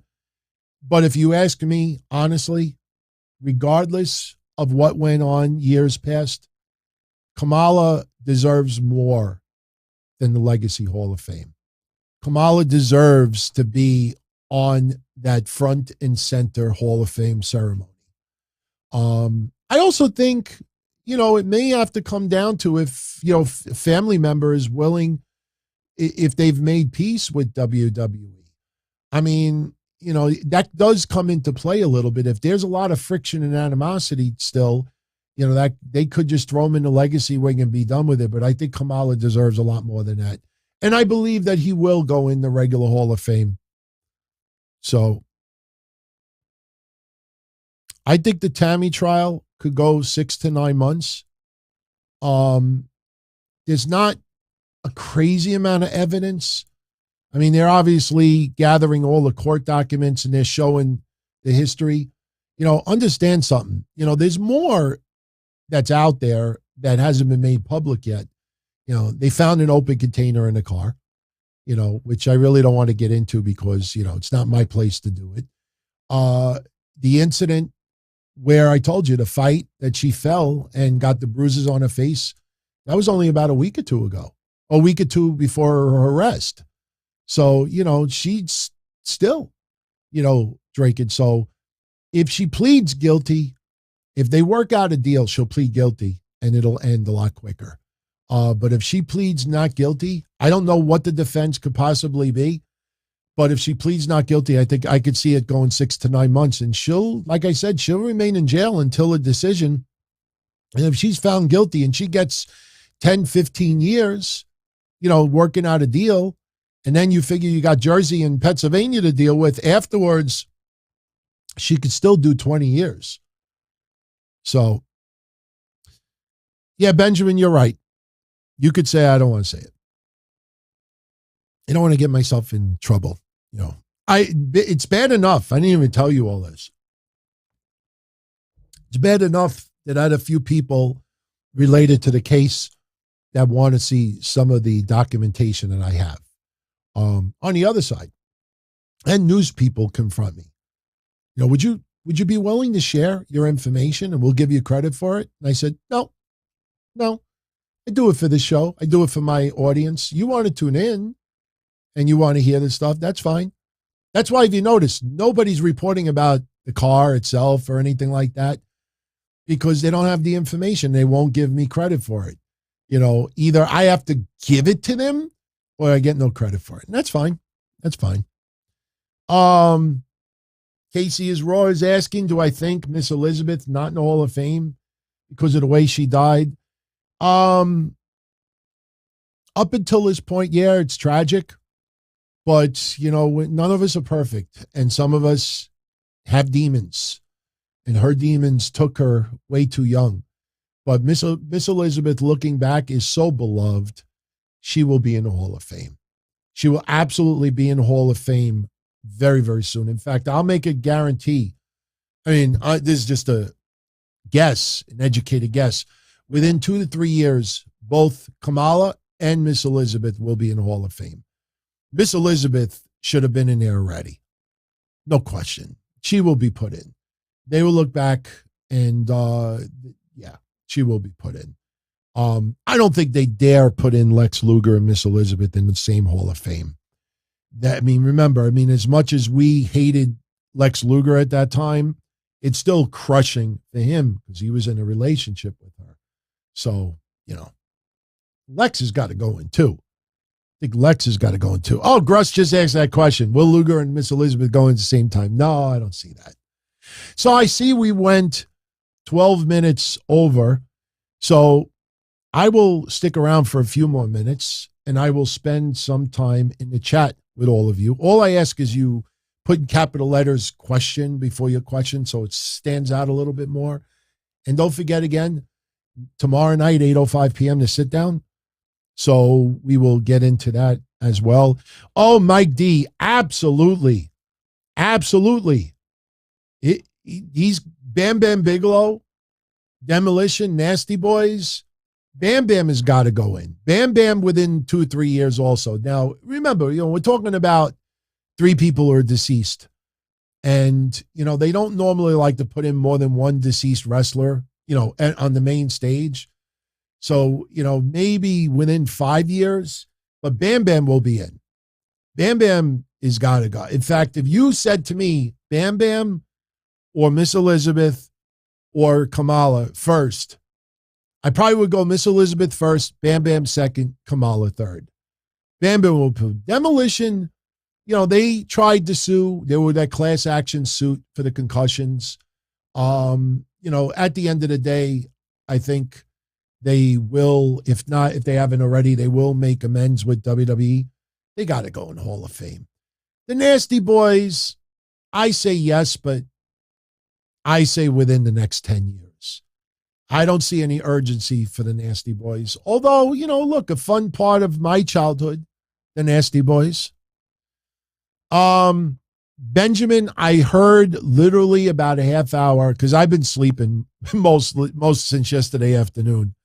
I literally got up, ate, took a shit. Sorry, everyone, for saying that. But I literally ate, took a shit, fell back asleep. Woke up again, took my daily meds, made a couple of phone calls, put up the thumbnail, plugged it a little bit, fell back asleep. I did find out Virgil revealed that he has stage 2 colon cancer. It hits home. It hits home because of, some of the things that I'm dealing with right now. I heard that he's got a GoFundMe set up. I'm going to go check it out, see what exactly, is going on. I don't know if he had medical insurance. I would think with Obamacare, with previous conditions, I can't see why they wouldn't cover it. That's the thing. I'm in the insurance field, everybody. I've been an insurance broker since 1998. And I could tell you, I know people that have purchased, Obamacare with previous conditions and get treated for it. I mean, it would be a major news story if people had some serious illnesses and couldn't go out there and still purchase some type of insurance. So, if he claims he doesn't have insurance, I'm not trying to be a jerk about it, but you know what I say? Let's put the money together and buy him health insurance. Let's buy him Obamacare. And, maybe you cover the deductible, because obviously the deductibles are crazy. $10,000 deductibles is no joke. So it's almost like you don't have health insurance. You pay, imagine this, you pay $500 a month for health insurance and you got a $10,000 deductible. That means you got to spend $15,000 on health insurance before they pay out. So believe me, even if Virgil does have health insurance, he may not when you realize that he's on the hook for the first 10, 15 grand. Health insurance sucks right now. All right. Michael Gonzalez, WWE is going to start doing these rolling Hall of Fames. I don't know if any of you have ever heard of these. I've never seen one, but I have seen where there's been like portable, like mobile Hall of Fames, or I shouldn't say mobile, but you would have a big event. And what they would do is they would actually bring like a small Hall of Fame to the particular event, and then they showcase it that way. I don't know if WWE would ever have a physical location unless it's Florida. And even that, I think they would want to own the building. I think the WWE would rather bring the Hall of Fame to us. All right, WrestleMania is coming to Jersey. We bring the Hall of Fame to Jersey. Obviously, it would not be this gigantic warehouse setup, but I see WWE having more of a mobile Hall of Fame. All right. The worst pro wrestler of all time, Kevon Lewis. All right. I'm going to answer it like this. I'm not going to choose celebrities. I'm not going to choose someone who may have only had a couple of matches. I'm not going to choose Jenna Maraska. Not going to choose I can't remember her name right now. Jackie Gator. No. For me, as a wrestling fan, someone who got pushed, and I saw the guy, and I was like, why is this person in the position that they're in? Angelo Mosca Jr., the son of Angelo Mosca. It's Angelo Mosca Jr., right? That's the son of Angelo Mosca. I'm telling you, you gotta go out of your way. You can't just watch one match, because hell, I even had 3 matches, and one of them, the hardcore one, some people are like, hey, that was a pretty good match. I'm just pissed about the camera work with the bubble wrap spot. To me, that is my favorite wrestling moment of all time, actually being physical. For those that don't know, I was involved in a 6-man hardcore match. And I'm not a wrestler. I mean, I trained a little bit, but I was not. But I wanted to do a spot, and they did it. And what they did was to write me off of the match early. I don't remember if it was Tony Lowe or Joe So Delicious, but I bought this gigantic thing of bubble wrap from Staples. And what I did was I opened up the bubble wrap and I popped a whole bunch of holes in the first 6 feet, 10 feet of it. Then I re-rolled it up.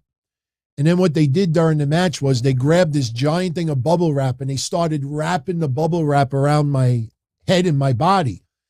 And then I acted like I couldn't breathe and I passed out on the floor.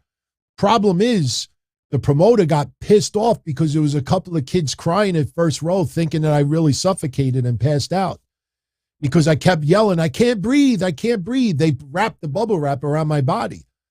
And the visual was beautiful, but the camera work was kind of shitty. And, Louis putting me through the table with the thumbtacks and the bottle and all that stuff. But that was fun. That was fun. But Angelo Mosca Jr., worse than Eric Watts. Absolutely worse than Eric Watts. You got to watch a couple of his matches, and then you'll say to me, DT, I don't understand how that guy got as far as he did. Nothing personal against the guy. Nothing personal. WWE Museum, I like that, CJ Rocks. Museum instead of a Hall of Fame. You can have, like you see Yankee Stadium, they have the plaques, behind center field. Do that with the WWE. Have Hall of Fame plaques. Now, obviously, WWE Hall of Fame is much bigger when you had the legacy wing and everything like that, but you can have a display and have plaques of, all the inductees, have it on a wall. You could do that. Oh, yeah, Angelo Mosca Jr., worse than Dana Brooke. Yeah, worse than Dana Brooke. You know why I say that? Look at the matches. I mean, give credit to the people he was facing because they were trying to make him look like $1 million. But, man, it was brutal. QT Marshall's a good wrestler. He just is not as big of a player as he thinks he is. Behind the scenes, he is very important to AEW. But, what he does on TV, it's like, everybody changes the channel. I respect what he does. I really do. But if I owned a promotion, I wouldn't put him on main TV. Unless he was like a security guard breaking up a fight or something. All right. We're going to start wrapping this up. About 7 minutes from now. Kevin is asking, how long do I think it'll take for a wrestler to unveil a brand new finishing move that no one has ever seen before? I tell you, Grayson Waller, you saw recently his last match, not the mixed tag, the one before it. You see that move that was like a reverse bulldog where he leaped over the guy back to back. I don't remember who he was facing. But that looked great. I personally don't think we need, to have these innovative new finishers because then you just try to, top, well, you modify something that's already popular. And if it's not broke, don't fix it. You don't need to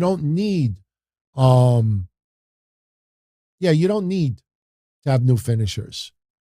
Just because everybody wants to create their own so they can put their name on it.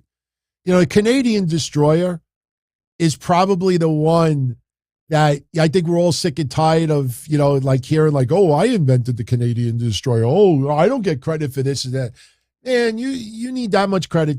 And if I was people, I wouldn't do the Canadian Destroyer. All right. I'm looking at questions. I think everybody's going to save it for tomorrow. Tom McGee, I think that's who you're talking about, Gruss, not Tom Maggie. Tom McGee, I think you're talking about. They celebrated, they found that lost footage of him and Bret Hart and the Holy Grail. And I think it was Mary Kay that had that footage. Mary Kay's a sweetheart.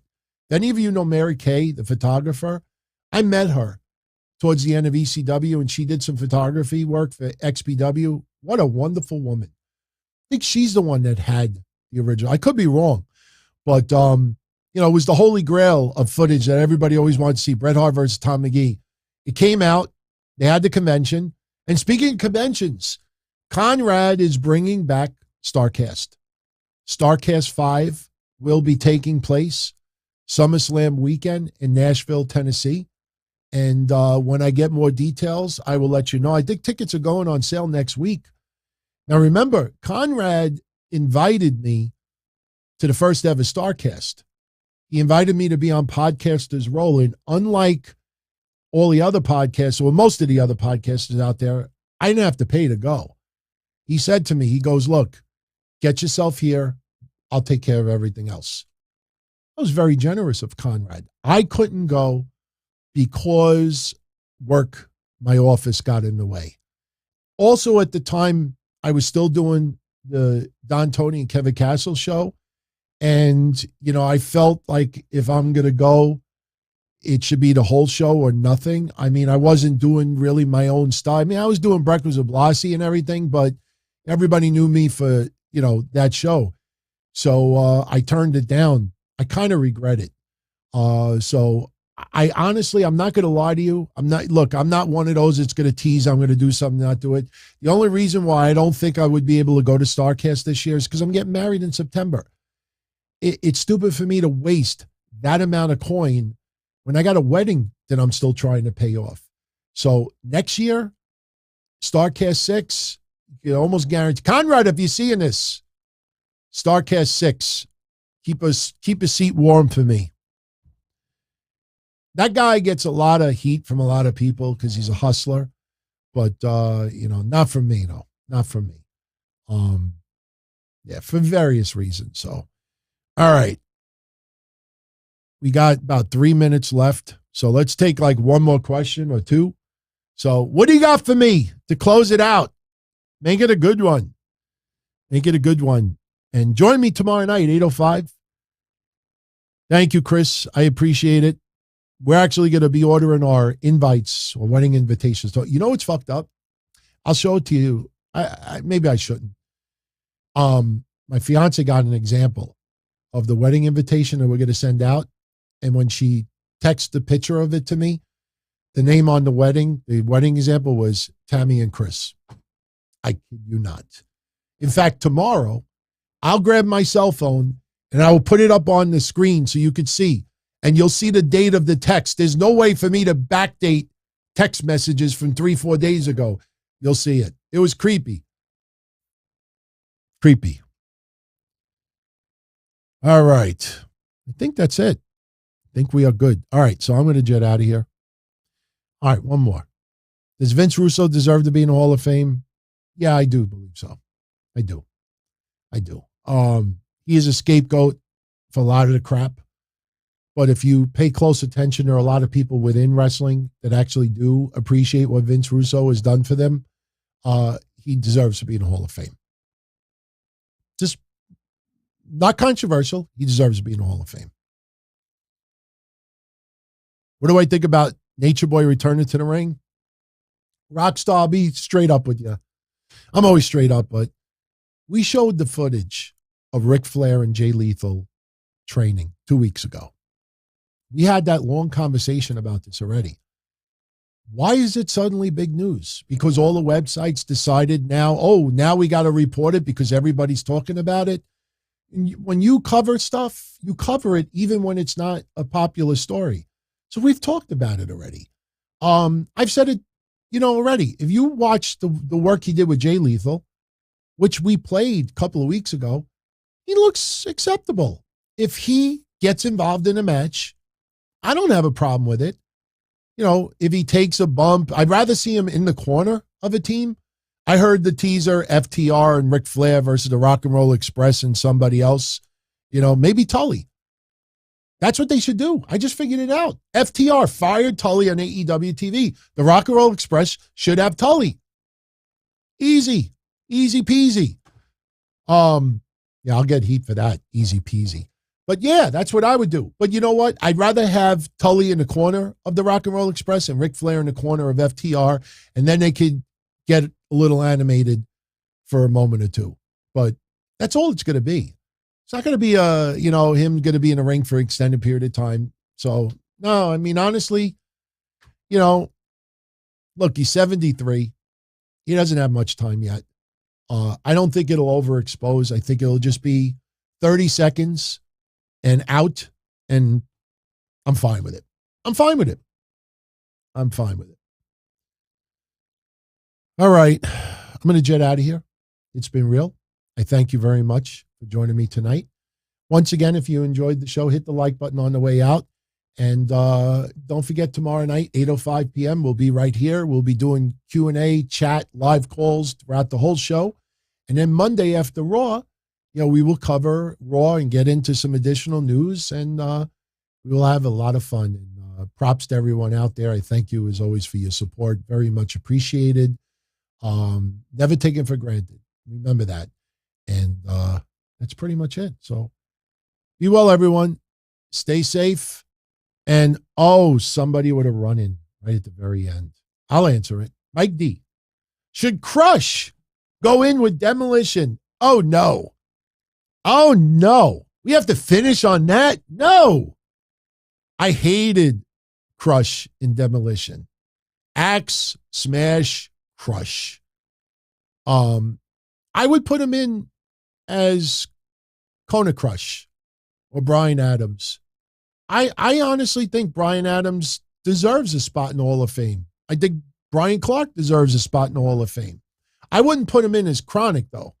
But Adam Bomb and Bryan Adams, they had great singles careers. I would put in Bryan Adams as Kona Crush or Bryan Adams, and I would put Brian Clark in as Adam Bomb. So, yeah, I would put Bryan Adams in, but not as part of Demolition.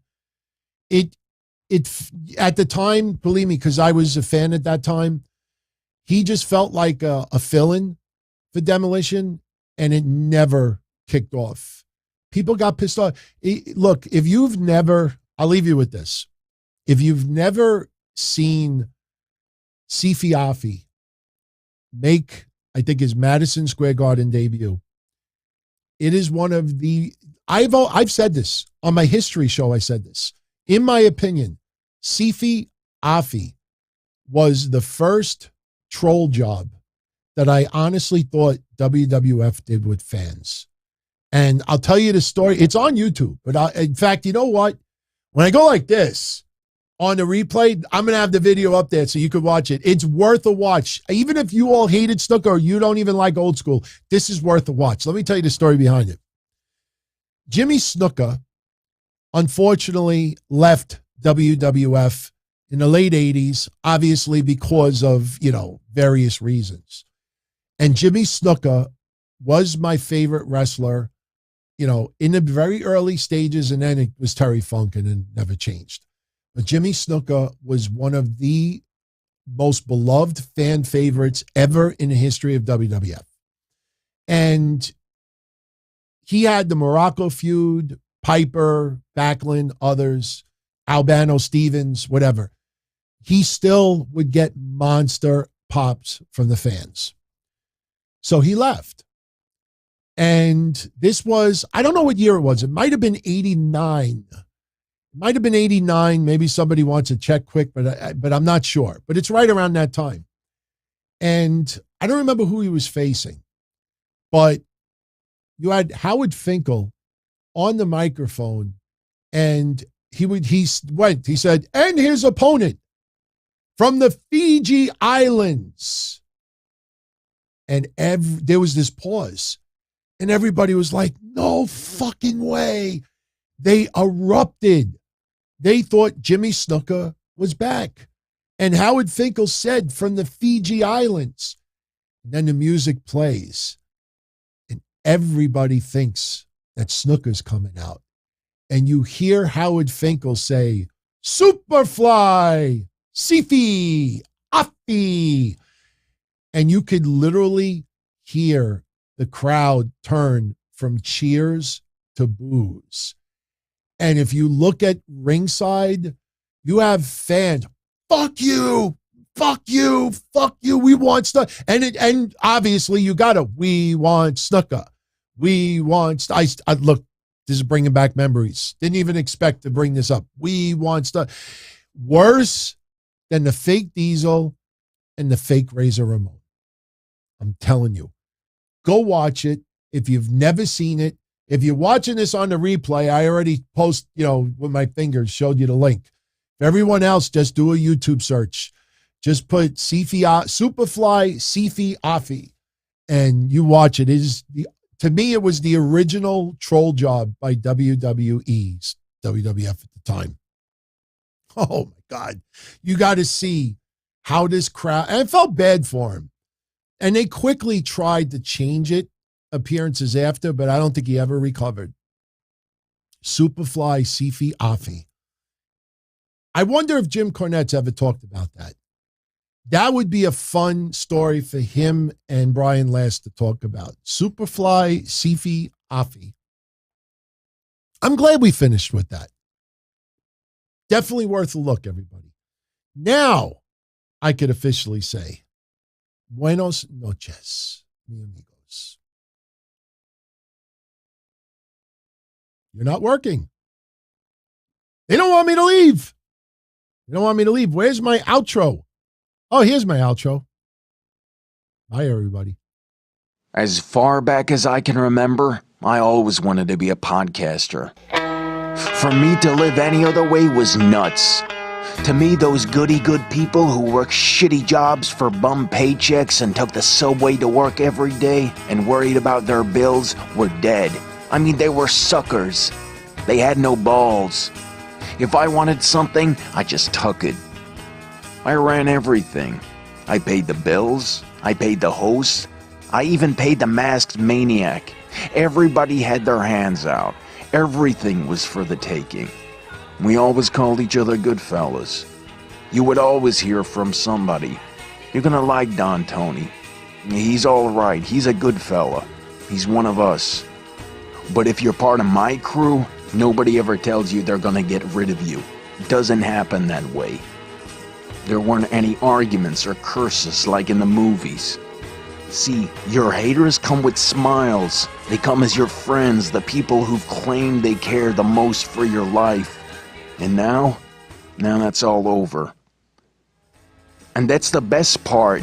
Today everything is different. There's lots of action. I don't have to wait around for everything like everyone else. Oh, I didn't get the vaccine? Fuck you, vaccine me. Oh, your delivery guy has COVID? Fuck you, feed me. Right after I moved here, I ordered egg noodles and ketchup, and I got spaghetti with meat sauce. I'm no longer an average nobody, while they get to live the rest of their lives like a bunch of schnooks.